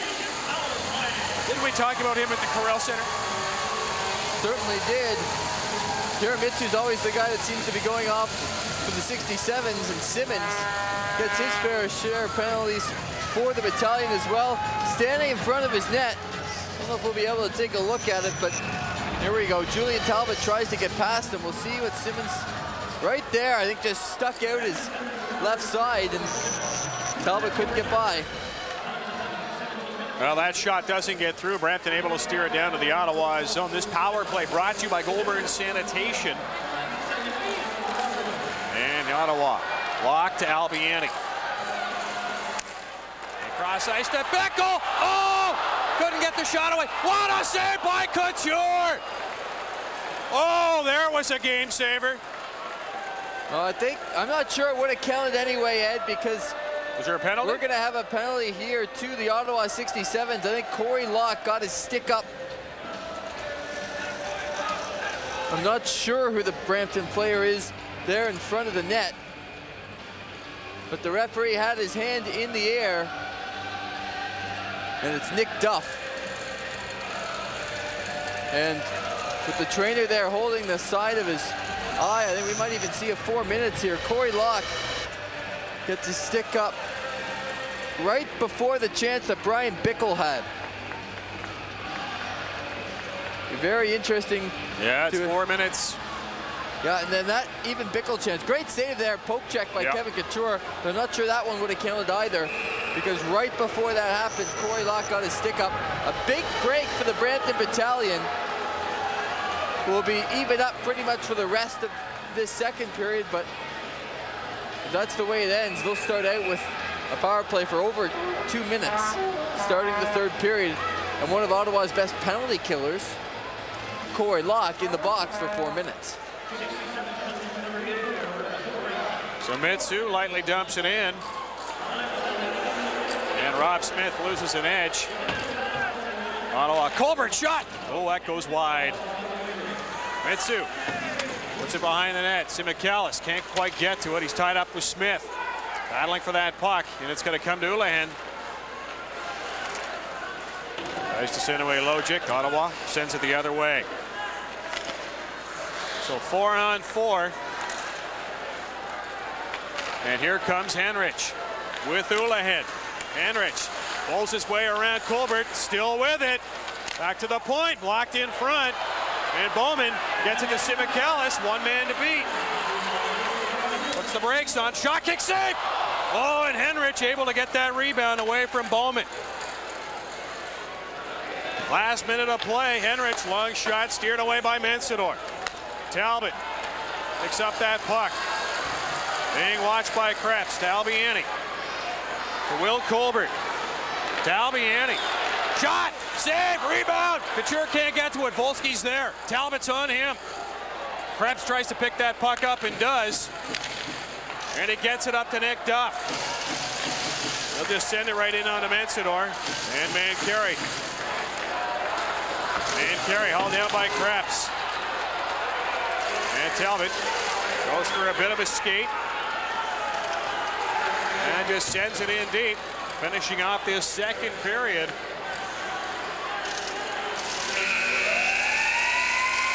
Oh, we're in for a whale of a third.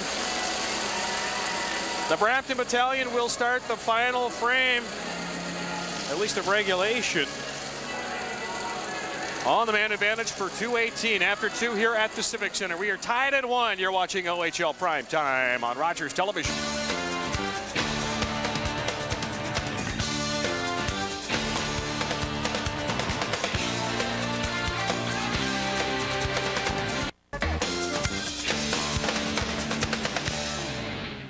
Lots of action on the Civic Centre ice. as Brampton came back in the second period to tie it on a beautiful power play goal by Wojtek Wolski. With me now is Pete Simicallis of the Ottawa 67's, and boy, your assessment of the second period. It was hard fought. We got a penalty, they capitalized, but other than that, there weren't really many lapses. Lucas made a great stop there on the breakaway. We battled hard. We just got to come out harder in the third. It's been an even Steven series thus far. I mean, no doubt it's gone to 7 games. Is this what, I mean, what are you feeling right now? Well, you come into the building, you just feel the tension, the atmosphere. It's great out there. You wait to play a 7th game. You dream about it as a kid type of thing. So it's great out there. You know, you're a little nervous, trying to get the jitters out. But overall, I think we're doing pretty well. Come out hard in the third. You're obviously well rested. How did we all know that the owner, Jeff Hunt, flew you guys up to Brampton. Did that have a major impact on the Game 6 victory? It was an unreal thing. Jeff's a great owner. Everybody knows that. He does everything for us. He got us a flight to and from Brampton and back again. So it saved us about 8 hours on the bus, which is unbelievable for the league. So that was great, and I think we got him a win, and he deserved it. I want to go back to the second period in the late stages when you were on the power play, the 67's. It seemed like Brampton came out in a trap that sort of got you guys out of your groove. Exactly. They came at us in a type of I formation type of thing. It was tough. We've never really seen that before from them. Took a while to get used to. Hopefully we can beat it next period. Maybe move the puck a little quicker, skate it out. Who knows? What might be the key point in getting the victory in this game? It's going to be something like a shot block or a big hit or something like that. Probably a garbage goal to win it or something, because that's what you always see, but just something to spark the guys, so it'll do it for us. When it comes to experience, of course, the 67's have been at this stage before last season in a Game 7 against the Toronto St. Mike's Majors. How much does that play a role in this game? It's unbelievable. I remember it. A lot of guys on the team were here last year. You learn from it. You learn how to deal with the pressure. You learn what it's like to be in that situation, so hopefully we can draw from that. And what might Bryan be telling the troops right now? Is there much that a coach can tell you at this stage in the game, midway through? He knows we're working hard. He's told us a bunch of times we are. He's probably just telling the guys just to keep working hard, and we're going to do it. All right. Well, at this stage, I guess I don't need to tell you. Keep working hard, and best of luck in the third period. Thanks a lot. All right. Pete Simicallis of the Ottawa 67's. Coming up next, Around the OHL. I got to get used to that new title with Lee Versage, Scott MacArthur, and in hand. Stay with us, folks.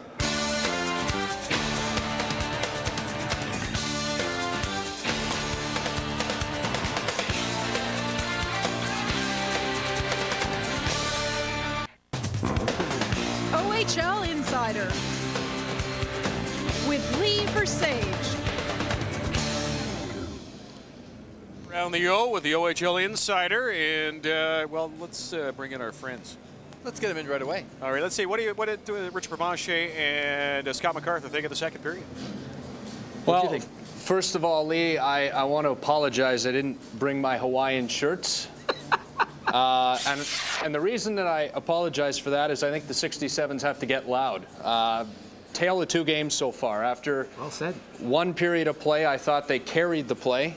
Outshot Brampton 15-8 in the first period. Played pretty well. That second period lulled everybody to sleep, I think, on both teams. But I think that's what Brampton wants right now. They get the only goal, and now the 67's have to find their game again. Because, you know, we're on even terms, so you can't sit back. You got to go for it. They got to show that energy, I think, that they showed in the first period. And both goalies have been playing stupendous hockey up until this point. Good. And, they've peppered Kevin Couture with 25 shots, or what are we, 32 shots? 32 shots, and he stood his ground as opposed to, you know, what he had on Game 6 in Brampton. No, and Bryan Bickell scored that goal for the 67's, but I think we can all agree that Lucas Metsador deserves an honorary assist because he stopped about 3 shots in that flurry right before Albiani was able to make the outlet pass down the ice to Bryan Bickell, and he went in and made a nice move on Couture, faked the shot, and then brought it around on the backhand and put it home. But Metsador's having a tremendous game as well so far. The shot clock is in Ottawa's favor, but right now I think the play is at the flow that Stan Butler would like it. You know, the guys make a good point downstairs, Ed, as far as what Brampton wanted to do in that second period was slow the momentum the Ottawa 67's had in the first period. They did a great job. It must have been 16 whistles in the first 5 minutes of that second period. Exactly what Brampton wants. They get the goal by Wolski on the power play. They have a power play coming up here in the third period as well. In a 1-1 hockey game, you couldn't ask for more when you go on the road in Game 7. Want to get right now to something that I noticed in Game 6 as far as the refereeing is concerned. Here's a play with Adam Henrich and Robbie Lawrence. You can see hauls him down with a stick, Lawrence gets back in front, can't get to his guy, and all of a sudden, the Brampton Battalion have a goal. Now we're going to slow it down here and show it right from where that play started. Adam Hedge right at the blue line as Lawrence is looking around behind him. And in slow motion, the old heave hook right in the midsection. Whether Lawrence was off balance or not, doesn't matter. Not allowed to do that. Referee is trailing that play right behind it. Now Henrich gets the puck. Lawrence down on the ice. Continue through. He follows behind the net, finds his man in front. Albiani can't get back in time. But to me, I don't understand what the referees are thinking as far as plays like this. Now, obviously it's happening on both sides. The hooking, the grabbing of guys. This is just one instance, again, that we found. But it's right in front of you. Robbie Lawrence going to get back the puck. That sticks right in the midsection at the blue line. Gives him the tug, hauls him down, gets the puck, passes in front and scores. And you're telling me when referees don't call things, they're saying, we always hear the argument, well, we're letting the players decide the game. You're darn right you're letting the players decide the game. When stuff like that happens, it just absolutely rubs me the wrong way. When you think that you're letting the players play, when you get hooks in the midsection like that, he ends up picking the puck up and getting an assist on the goal that happens 5 seconds later. And of course, everyone looks around the referee, and he's looking back saying, I can't imagine what he would have to say in that situation because he saw it, he just chose not to call it. And when you choose not to call it, you're deciding a game just as much as when you do call penalties. And that's something I don't think enough people think, not only in the OHL, but in the NHL as well, that you're not letting the players decide it by not calling things, that's for sure. Well, Kingston front next. Okay, go ahead. Well, no, but Lee, I know you're pushing 50, but this stuff's been happening since before you were born. I mean, what was the score in the game at the time? 4-1 for the Ottawa 67's. He's not going to call a penalty on Brampton in the offensive zone at that time of the game with the score that way. Now, maybe if it's 2-2 and it creates a scoring chance as it did, he calls a penalty. Maybe if it's 3-2, maybe it's a one-goal game. Maybe if the Brampton Battalion are leading at that point. But in that situation, 4-1 Ottawa, he's not going to call a penalty. Well, but so I don't care if I'm... That's not an excuse. Yeah, I don't care if I'm 50 years It's not an excuse, but this is an argument that we could have every day in every year. And until we get to it, until somebody starts listening to us, you know what? If nobody talks about it, it's going to continue to be ignored. You have to keep talking about it and keep bringing it up so people will actually sit down and take a look at it. If you don't bring it up and say, well, it's been happening for a long time, we'll just let it go on because the score's 4-1. What happened right after that? Brampton scored 20 seconds right after that. All of a sudden, it's a 4-3 hockey game based on the referee's non-call. Yeah, but Lee, you know what? We've been talking about this for years and years and years on end. But quickly now, coming off the ice, Corey Locke was slow to get off the ice, and he gave the referee an earful, and I mean an expletive-laden earful. So you watch the relationship between the referee and Corey Locke in the third period. It should be interesting. Well, Lee, and that's another thing I want to talk to while we're on the subject of, well, I'm going to change the subject a bit and talk about power plays. I find that the 67's power play hasn't had much energy tonight, and the puck movement especially, and there's not much desperation out in front of the net either. Wanted to get your thoughts on that. Brampton's been doing a superb job. Well, no, absolutely. It's as much credit as it is deficit on one side, but Lee, would you agree? Well, I would, Scott. We've talked about in the broadcast so far that Ottawa's really staying to the outside. Brampton doing a great job at protecting that middle with their big guys, not letting Ottawa get there. The way that the 67's have been successful so far in the power play is getting those guys to the front of the net and creating all kinds of traffic in front of Kevin Couture. They're not doing that. We got a couple of quick notes to get to. Don't have much time. Eric Himmelfarb, the star of the Kingston Frontenacs, and their season came to an end just the other day 107 points in Barrie as the Frontenacs lost that series 5-1, signed a 3-year contract yesterday with the Detroit Red Wings. And great for Eric Himmelfarb. He's one of the smaller guys with so much skill, it's ridiculous.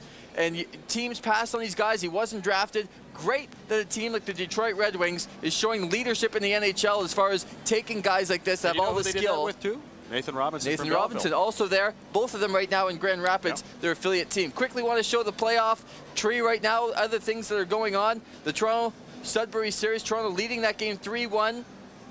That series actually tied at 3, as is this series. Mississauga and Oshawa. Mississauga leading that game 7 by a score of 3-1 as well. As 3-2 now. 3-2 now. The Oshawa Generals coming back. Excellent. Make a game of it. Love those Game 7s. Barrie, of course, beating Kingston 4-1. We move on to the West, London handling Windsor easily. And Erie, the surprising in Sarnia, we talked about that last game. The big Game 7 in Guelph. Be very interested to see if the Storm can survive this first round scare. Everybody said, oh, they'll take care. Owen sound in 4. And, of course, Adam Smith, former Ottawa 67, with the Owen Sound attack as well. So things are going fast and furious here. It's great to see in the OHL. 4 Game 7s, you gotta love it. It's hockey time here in the capital. We'll be back for the third in a moment. That's Around the O with the OHL Insider.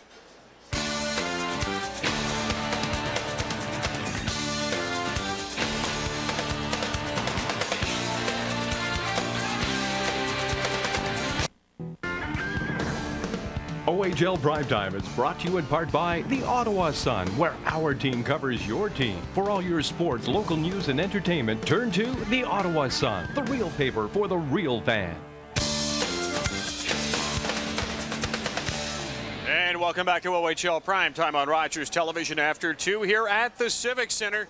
We are tied at 1, Brampton and Ottawa. This is where the battalion want to be. Oh, I couldn't have said it better myself, Ed. If you're playing a Game 7, in an opponent's building, you're tied at 1 after 2 periods. You come out, you have 2:18 to work with on the power play now. A great situation for the Brampton Battalion. The Ottawa 67's are going to have to dig down deep, especially in this first 2:18. Get the energy going and not let Brampton set up in their end. If they get those big guys in front of Lucas Mensator, it could be an uphill climb for the Ottawa 67's in this period. I think it'll be safe to see we're going to see a lot of Colbert, Mitsu, and Mancari out there, and perhaps Simikalis as well, as Locke is the one in the box. Yeah, certainly. You're going to see Talbot and Simikalis, Mitsu and Colbert out. Probably try and get them out twice, trying to kill this penalty, get a quick shift in between. But Corey Locke in the box, he'll be resting at least. He'll be energized once he comes out, that's for sure. Richard talked about the talk that he had with the referee kind of going off the ice, and that might inspire him a little bit more. But the 67's, as I said, really have to focus just on these 2 minutes, because this is a really big point of this hockey game right now. Wojtek Wolski's power play marker in the second is our play of the period.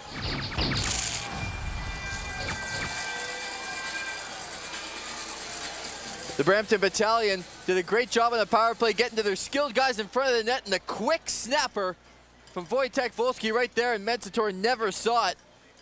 Went down very late, and by the time he did, it was by him. Wojtek Wolski with the only goal of the second period from Camille Krebs and Tyler Harrison. For Krebs now has a point in every game in this series as well. The shots, Ottawa doubling Brampton in shots, but as good as Kevin Couture has been, a lot of shots from the outside. Yeah. And ones that he hasn't had a very difficult time facing. 1-1, third period. Game 7. To get any better than this. McPherson against Simikalis for the face-off on the penalty kill. Simikalis, Bowman, Colbert, and Mitsu. On the power play, McPherson, Harrison, Wolski. And back defensively are playing the points, Logic and Krebs, and hit with a high stick right off the bat, face-off in Brampton territory. That's a good start for the 67's, because Peter Simikalis, who's going to be taking every big draw, you can count on that in this third period for Ottawa. 1-1, and now he gets the draw deep in Brampton's end. Simikalis ties his man up, and Logic with the puck.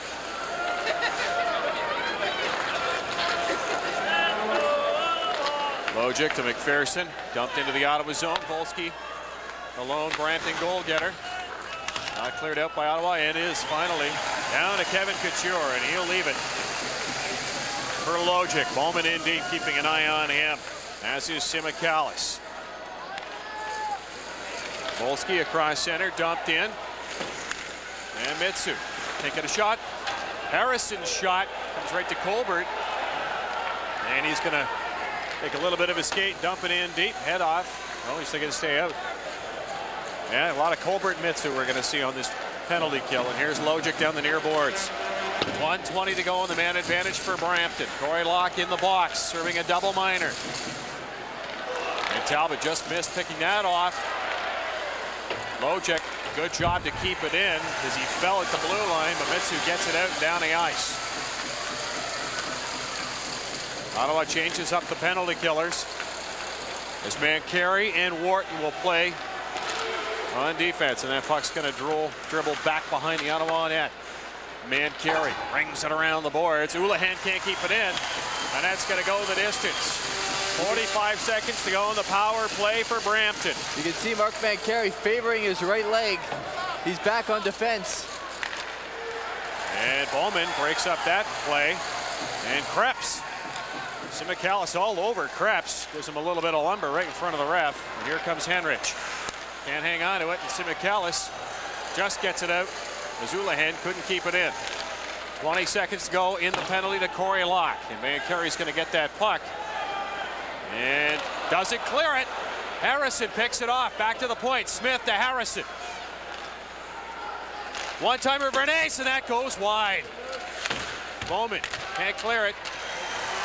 Boy, he didn't make a mistake on the second time he had a chance to clear it after he whiffed on the first one. And that kills the penalty. Ottawa back to full strength.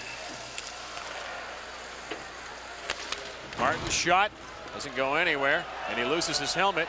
He has to head off. Ottawa cross center in deep. Bickell with Smith. And Talbot in to pick up that loose puck behind the net for Albiani. Being watched by Logic. Logic all over Albiani. Still battling for that puck with Harrison. Logic will get it back. Sweeney will steer it down the ice. That's going to go for icing. 17:04 to go in the third, and we are tied at 1. As we see some of the highlights here from the second period, Menzitor thought he had that one. It just gets cleared away. Nice stop by Kevin Couture there, holding the post. And here's the goal by Volsky. And he just missed another shorthanded opportunity. What a save that was by Lukas Menzitor. Logic behind the net. And Brampton out through center. McPherson. Krebs races to catch up to him. Reed loses his edge. Tumbles down. Oh, what a beautiful play. Rodney Bowman, as Volsky was cruising into the slot. And Bowman broke that up. Simicallis with Oreskovic. And Simicallis centered out front, broken up by Krebs. And here goes Brampton. Krebs across center with McPherson. Steered away by Wharton. And Ilgen Reed will put it up the boards. That gets caught up in the ref. And Brody Todd is being watched by Krebs and slowly gets it out. Oh, that was pretty close. And Oreskovic picks up the puck in his own zone. Just over 16 minutes to go in the third. We're tied at 1. Broken up by Mancari. Can't do anything with it. And Brampton now. Pass from Clayton too far for Houlihan. And that's going to bounce into the Brampton bench, and we'll have a face-off. Just under 16 minutes to go in the third, and we should say congratulations to our very good friend from OHL Primetime, Jared DeFazio, as he's now working with the St. FX University team, and a big CIS men's hockey win. Oh, what a game that was Sunday night in New Brunswick. Double overtime. We wanted to get to this during the insider. Didn't get a chance as we got a little pushing and shoving. Locke taking a shot at somebody. Now Logic gets into it. But all the OHL players, just the OHL players on that team, out of the 27, 18 of them played in the O. As the pushing and shoving continues here, but boy, the players have to be careful, especially the more skilled guys like Corey Locke, who jabbed in with his left hand there a little bit. Easily, the referee could pick you out, and you don't want to be taken off the ice. Third period of a tie hockey game in Game 7, and you never know what the referee's going to call. He's going to try and let them work it out themselves. Isn't he going to let them play? He's going to try to. But if you see something obvious, you got to call it. You never know what's going to happen. Puck hops over Colbert's stick and back to his own zone. Henrich chasing after him. Metsu cuts off Henrich, and Ottawa through center. Here's Mancari. Gets through one man, steers it through. Oh, Colbert couldn't find a handle. And Locke, good job to keep it in. Atkinson shots blocked in front. Henrich gets it back and gets it to Houlihan. He has Clayton with him. Crosses the blue line. Houlihan still with it. Now Clayton. Houlihan at the side of the net. And that goes off Colbert. Martin in now for Brampton. It's right in the slot. And that goes wide. Boy, those sticks breaking or falling out of the battalion hands, and we've seen it all series long. Martin had to go all the way back to the bench just to get a stick, and it ceased the rally of the battalion on that attempt. Simmons dumps it in deep. And Robbie Lawrence whiffs on it. Harrison is on that puck. Now Talbot puts it behind the net, and Bickell will try and get there. Sweeney on him.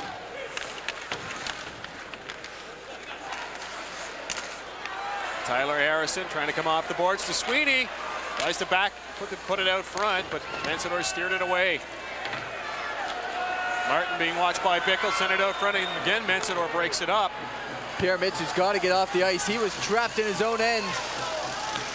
And he was on the ice for about a minute and a half. Had nothing, no gas left. Oh boy, Bryan Bickell filled in, nicked up. Oh boy, Bickell just smoked him. And here comes Volsky. Smith racing to catch up.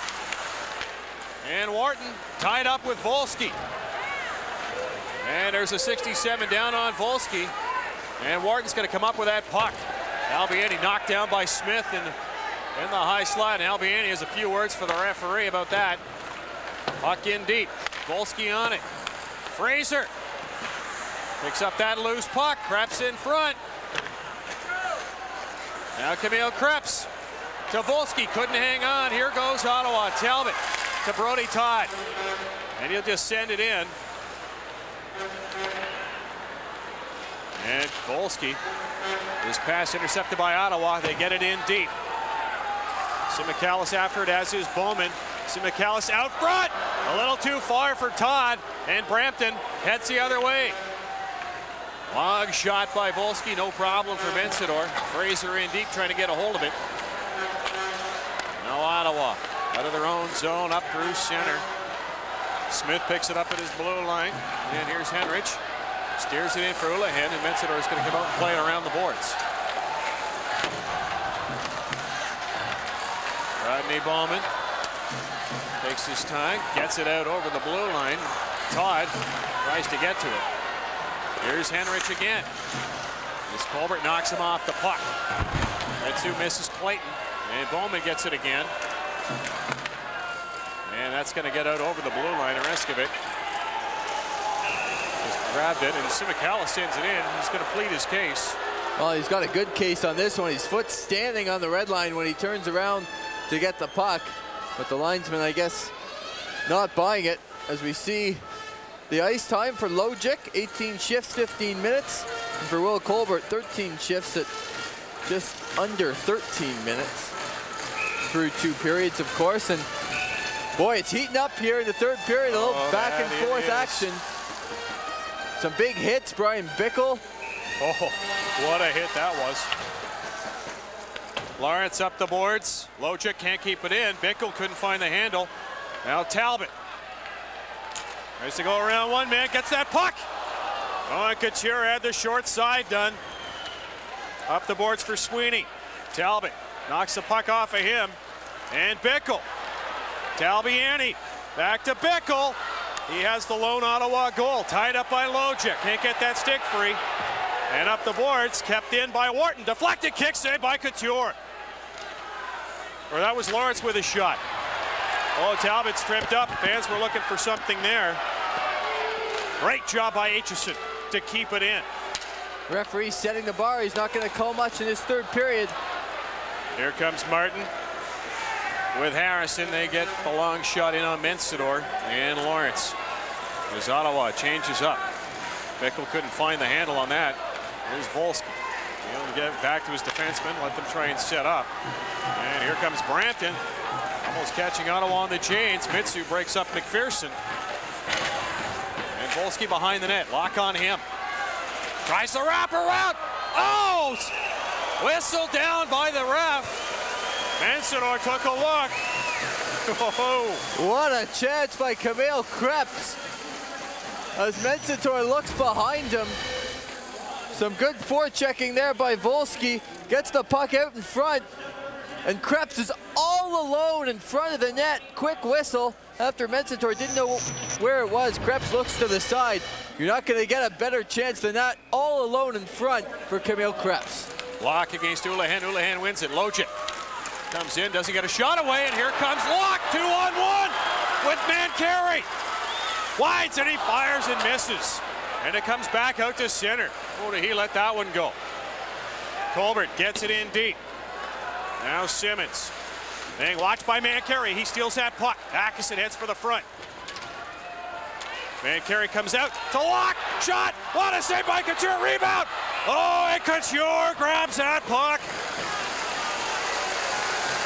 Glorious chances at both ends.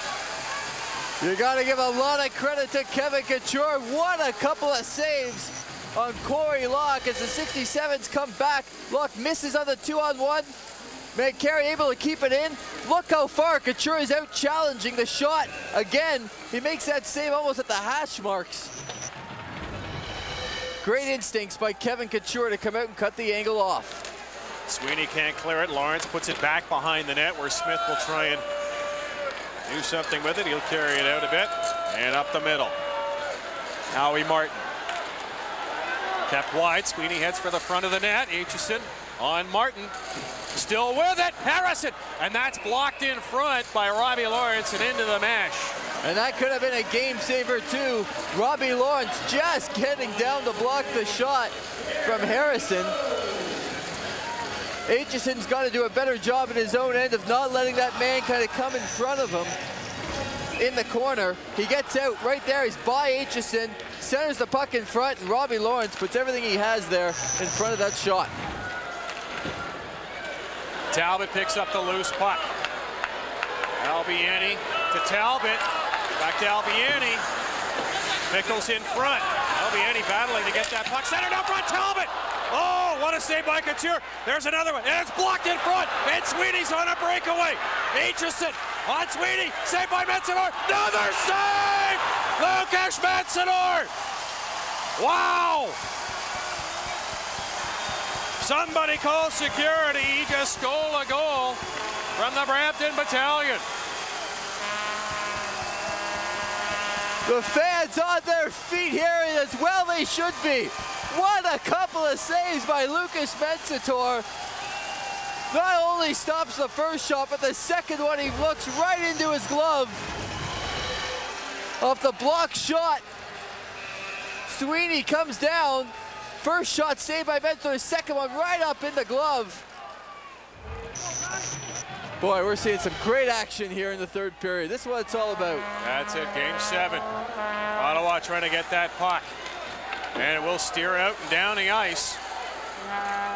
And another icing call. Less than 10 minutes to go in the third. We're tied at 1. Let's go down to Richard Provencher, an hour fan in the stands. All right, Ed, we've heard from the fans. We've heard from the players about a Game 7 situation. With me here is Sean Bulleris, a former OHL linesman and referee. What are the referees feeling right now? It's a tight game late in the 7th game, third period. Well, ideally, Game 7, you expect a close game.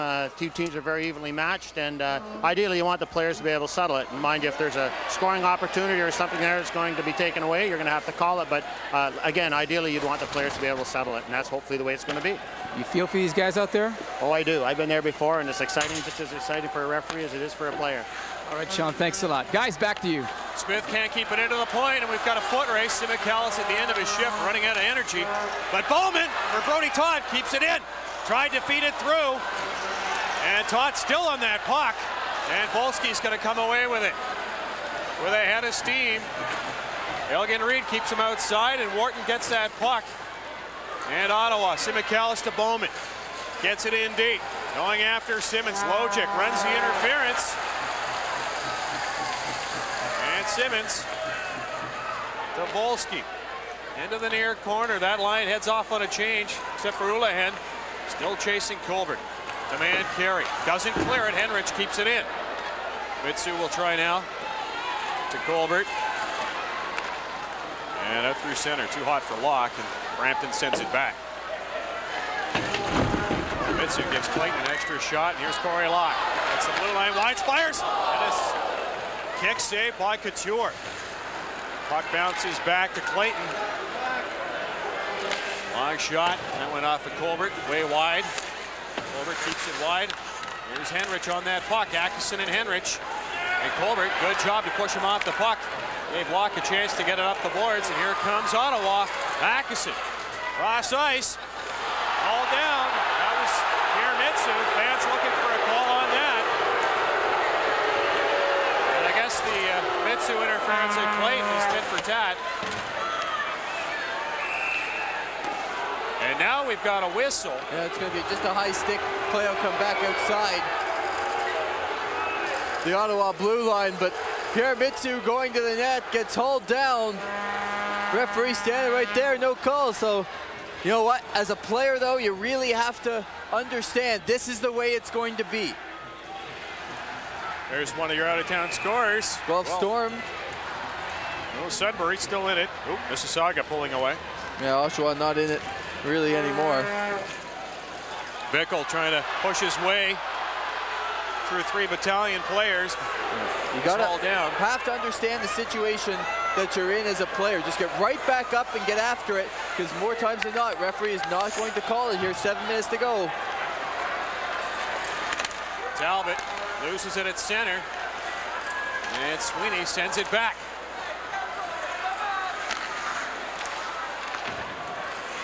Now Harrison. Harrison can't get that shot away, broken up by Albieni. And Reed hard off the glass and out. And there'll be no icing on that. Duff picks it up in his own zone. Off the glass. That's going to bounce right to Mensador. Morton will pick it up. Krebs and McPherson watching him. And once again, it gets tied up in the ref. Bowman, oh, that hopped over Simicallis' stick. What a chance that was. Here's Simicallis still with it. Now Ottawa will try and set up again. Morton to Bowman. Good job to lift the stick, and here's Simicallis. Over to Brody Todd. Oh, and Bowman overskated it. And here comes Brampton on the counter. 3-on-2. Brody Todd racing to catch up. Volsky with that puck over the net. Centered out front. Here's Volsky with another scores! Brampton takes a 2-1 lead with 6:01 to go in the third. That looked to go off somebody. Yeah, it deflected in front, but boy, you give a goal scorer like Volsky too many chances in front of the net, he's not gonna miss. After the first shot, Krebs gets the puck back to Volsky again, and it goes right off Pierre Mitsu, who went down to block the shot. Right here, right off Mitsu and through the legs of Lucas Metsator. What a big goal, 6 minutes to go. Brampton with a 2-1 lead. Pierre Mitsu, shot in off a body, and Simmons will pick it up, being watched by a lot. And that goes into the crowd, so face-off in Brampton territory. Less than 6 minutes to go in the third, and the battalion lead by 1. Here's some of the rough stuff that we've seen in this hockey game.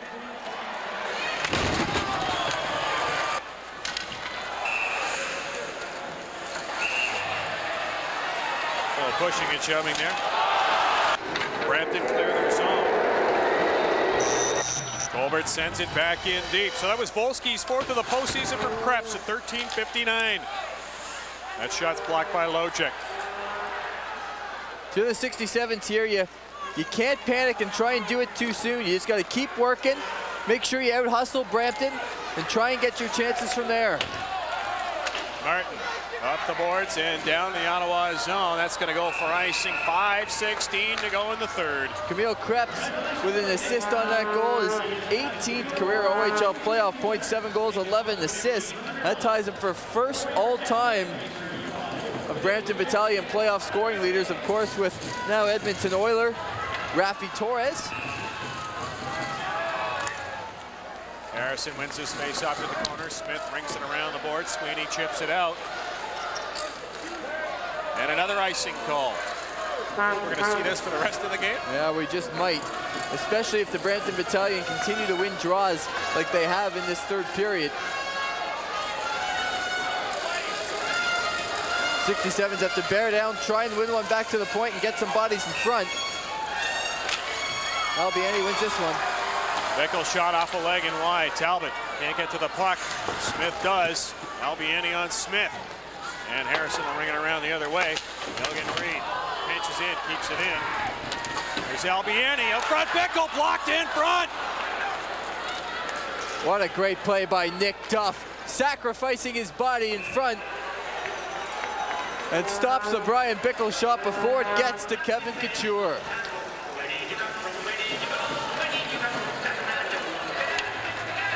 Oh, it's crunch time now. 4:45 to go in the third. Brampton leading this one 2-1. Game 7. Simicallis against Krebs. Krebs wins it right to the net. Bowman puts it behind for Brody Todd. Tipped it out front. Simicallis couldn't get much wood on it. Krebs tries to send away McPherson. McPherson. Colbert on him. McPherson leaves it behind the net for Volsky. Watched by Simicallis. Colbert up the boards for Bowman. And his pass broken up by Brampton. Following up, that was Mitsu. And he'll get it in deep. Here goes Pierre Mitsu. It was held up by Volsky, and Duff will get it around the boards, and that's going to go all the way for icing again. 4:02 to go in the third. Brampton up by 1. And we see the trivia. When was the last time Ottawa won a playoff series in 7 games? Of course, you only have to go back to last year, the semifinal versus Toronto, Game 7. 67's looking to pull this one out as well. Need to get something done in the next 4 minutes. Colbert shot from the point, wide, behind the net, centered out front. Locke couldn't get anyone on it. And Clayton's on it. Here comes Brampton. Long shot off of, oh, that was Colbert. Seemed to be hurting a little bit from that. And Carey to Locke, couldn't hang on to it. I could have sworn they were trapped in offside. And Henrich just sends it back. 3.5 minutes to go in the third. And here comes Corey Locke. With Akeson in front. Oh, he tried to feed it out front. Newlahan broke that off. Henrich. Cross center, long shot, no problem from Ensenor. And Wharton will pick it up. Up the boards to Bickell. Lightly dumps it in. Duff on that puck. And here's Harrison. Broken up by Bickell. Tried to send in Smitty. Bickell again. Broke that up. And Locke gets it in deep. Duff after it along with Albiani. And here's Nick Duff. And that's going to go all the way for icing again. 2:46 to go in the third. Ottawa's down by 1. Great job by Kevin Couture. Corey Locke was kind of caught in behind the play, and he gave Couture a little slash on his way by. Maybe just trying to get the goaltender off his game. No reaction from Kevin Couture, like he wasn't even there. And his focus seems to be right on. They're going to have to get a lot of traffic in front to get something done. McAllis won that face-off. That shot's wide. Wharton gets it in front. And Krebs can't clear the zone. Bowman. That goes after a referee again. Oh, that ref's been everywhere. McAllis kicks it out front. Nobody home. Brampton. McPherson dumps it in the far corner. Krebs after it along with Elgin Reed.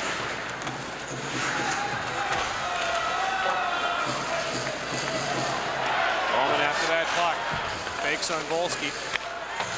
And leaves it for Kyle Wharton.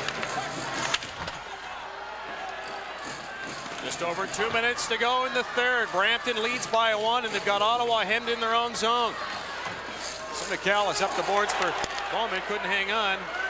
And hit the referee again, trying to clear the zone. We don't even play with 2 refs in this league. They're not often. Ottawa. Bowman will lightly dump it into the Brampton zone. That's a nice dump by Rodney Bauman. And Carey nails Simmons. Lock on that puck. Puts it to the side of the net. Simmons around the glass. Colbert keeps it in. Shot in front. That goes wide. Mitsu keeps it in. Locke chips it out front. Bounces over Akeson's stick. Akeson puts it behind the net. Locke with it. To Akeson. Didn't find a handle. Colbert can't keep it in. He's got to go back to his own zone.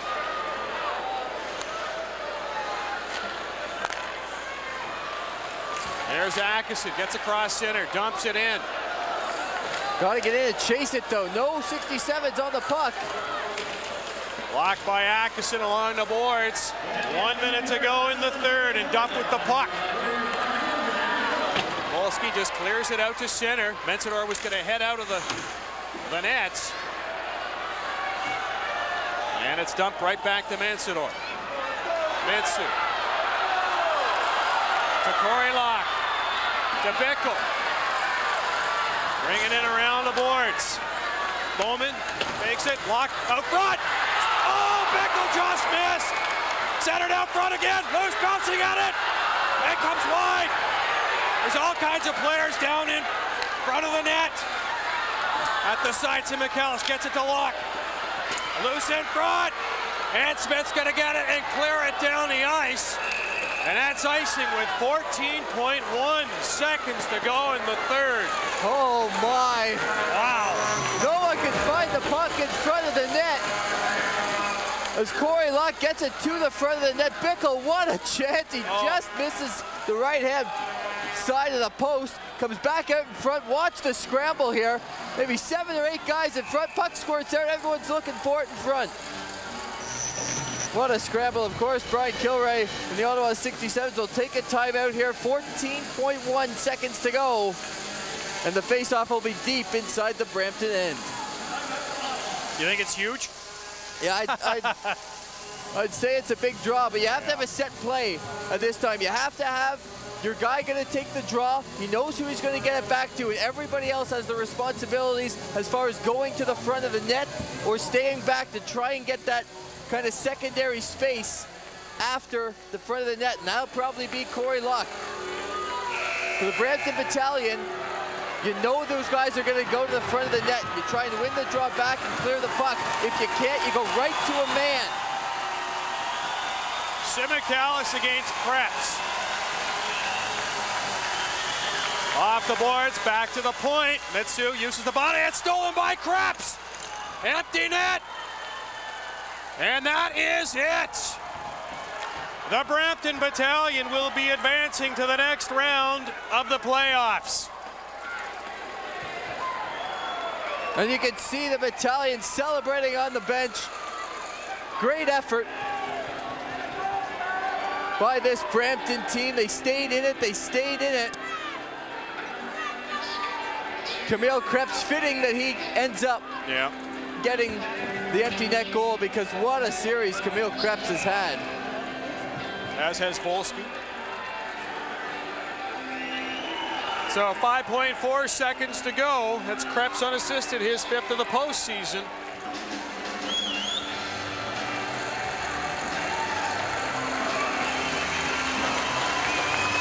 And the crowd here in Ottawa giving the 67's and some of the veterans that this will be their last hockey game now. Rodney Bowman and Matthew Albiani and Pierre Mitsu, all 3 overages. Great move here by Brian Bickell. The fans giving those players a standing O for what the 67's did this year. But congratulations to the Brampton Battalion, a well-deserved 3-1 victory here in Ottawa. And they will move on in the Ontario Hockey League Eastern Division playoffs. You see the disappointment there with the players kind of huddling around Lucas Mensator, who was stellar. Lucas Mensator was unbelievable in this game, as was Kevin Couture. Yeah, both goaltenders were great, but came down to the 3rd period and the big goal by Volsky.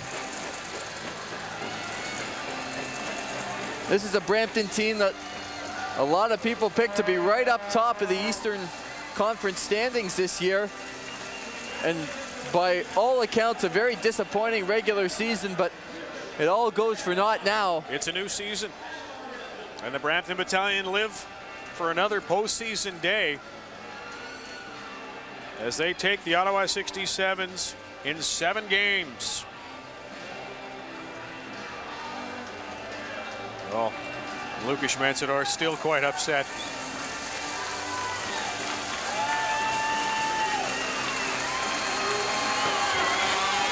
You see the players shake hands at the end of a long series. A lot of tough battles in this series, but it's all over now. And of course, some great sportsmanship here by both teams, and it's customary at the end of every series that something like this happens, but you know it's tough for these players, and especially the overagers of the Ottawa 67's in particular, because they're the ones that won't be playing hockey anymore. Yep. They'll have to go find somewhere else, maybe at the university level. You never know. As we mentioned, Eric Himmelfarb getting signed as a free agent, so there's always that possibility as well. A couple of out-of-town scores we should let you know about. Mississauga leading Oshawa 6-1. There's a minute left in that game. I'm going to guess there won't be a 5-goal outburst by the Generals, so they will be done. Guelph still leading Owen Sound early in the third, 1-0 there. St. Mike's leading Sudbury 4-2, 7.5 to go in the third. There's Kevin Couture, who was outstanding at times in this series. Really stepped up when his team needed him most.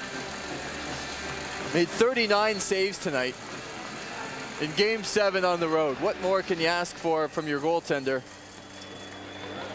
You can't. There's nothing else you could ask, plus he can score.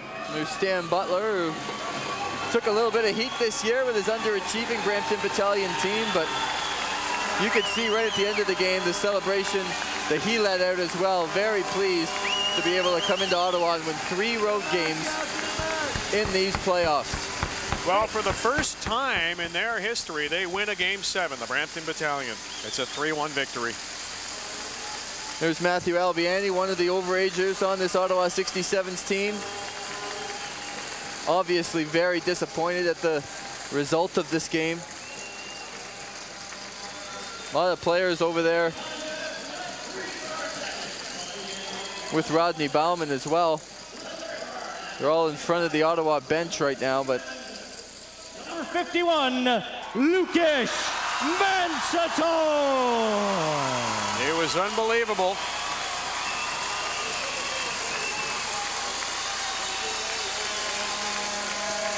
The second star, la deuxième étoile, from Brampton, number 1, Kevin Couture.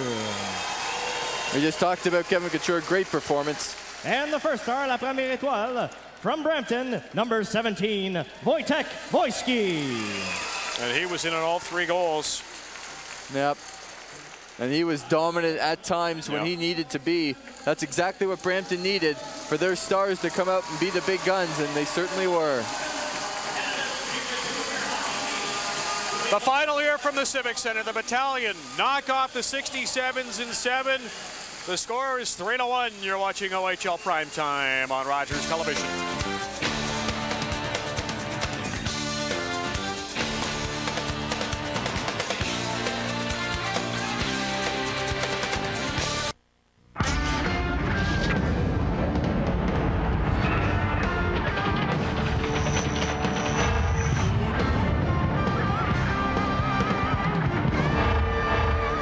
Back at the Ottawa Civic Centre in our third period scoring summary. It was tied at 1 after 2 periods of play. Wojtek Wolski with his second of the game, and then Camille Krebs iced it with 6 seconds remaining in the period as the Brampton Battalion move on to the next round. And with me now is the game's first star, Wojtek Wolski, and boy, oh boy, you guys finally got the, I can't say a monkey off your back because you had never been to a Game 7, but you move on to the next round on what was an emotional and a tough series. How does it feel? Oh, definitely. You know, anytime you play Ottawa, it's just really hard to play them, and they're a great team, great coaching staff, and a lot of great players. You have Corey Locke and Man Carey and Sim McAllis, so we're really happy to beat them, and we're really happy to kind of get the first Game 7 out of the way, and hopefully we won't have to go to another Game 7, but if we do, hopefully we'll win again. When you look back at this game, what was the key moment that, you know, put the Brampton Battalion over the edge and finally beating Ottawa? I think it's definitely the second goal there. You know, once we got ahead, we were pretty happy to get ahead, and all we had to do was keep the lead there. We've had some trouble keeping the lead lately against Ottawa. They're very strong coming back. So once we got the lead, we thought, you know, it's Game 7. We got to keep it, and we did. How does this series help you move ahead to the next round? And I mean, it was a tough 7-game series. You pulled through.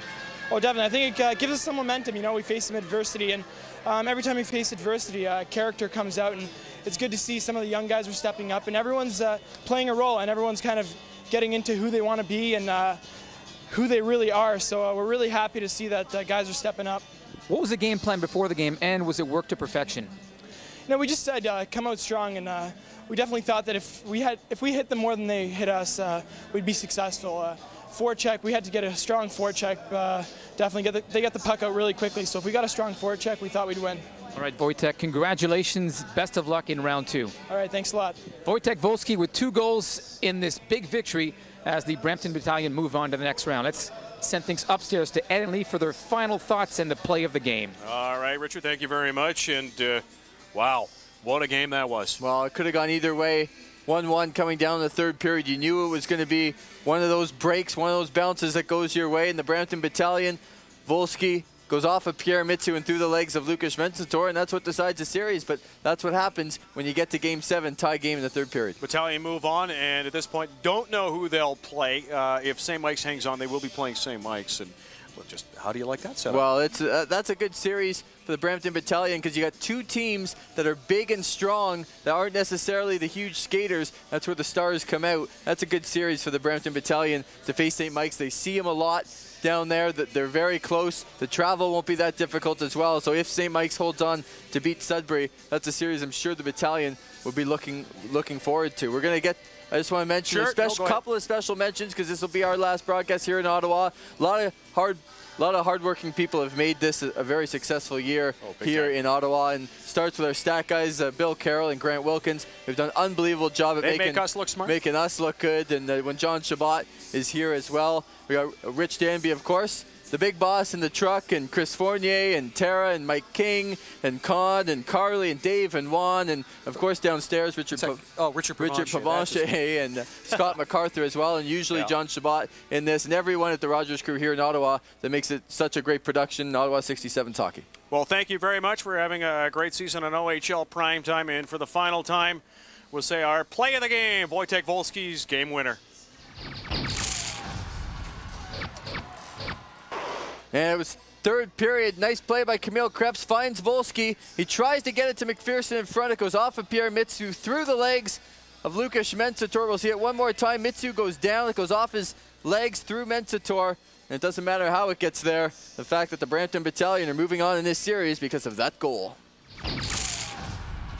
Well, gentlemen, thank you very much. Lee, of course, taking my job, doing my job again. But the Brampton Battalion move on to the Eastern Conference semifinals.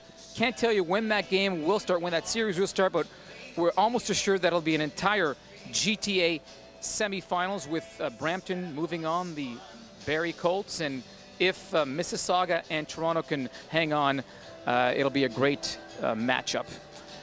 Well, it was quite a series. It went right the distance, 7 games. And before I move on, I just want to say that I tried to get one of the 3 seniors from the Ottawa 67's, Pierre Mitsu, Rodney Bauman, and Matthew Abiani. But as you saw, they were choked up, and I'd like to give them, one final say because they're moving on to the next level. But unfortunately, it's a little difficult in that dressing room right now. As for the series, well, it was stellar performances by the goaltenders, Lukas Mensator and Kevin Couture. Brampton and Ottawa both showing resilience. Brampton taking 2 leads in this series, Ottawa coming back, and both teams winning in enemy territory. And how close was this series? Well, 3 games were decided by 1 goal or less. Congratulations to Brampton, and from this point on, the crew from Brampton takes over and brings you the action. For our entire crew, Ed Hand, John Shabbat, Scott MacArthur, and Lee Versage, I'm Richard Provencher. So long. Thank you so much for being with us this season.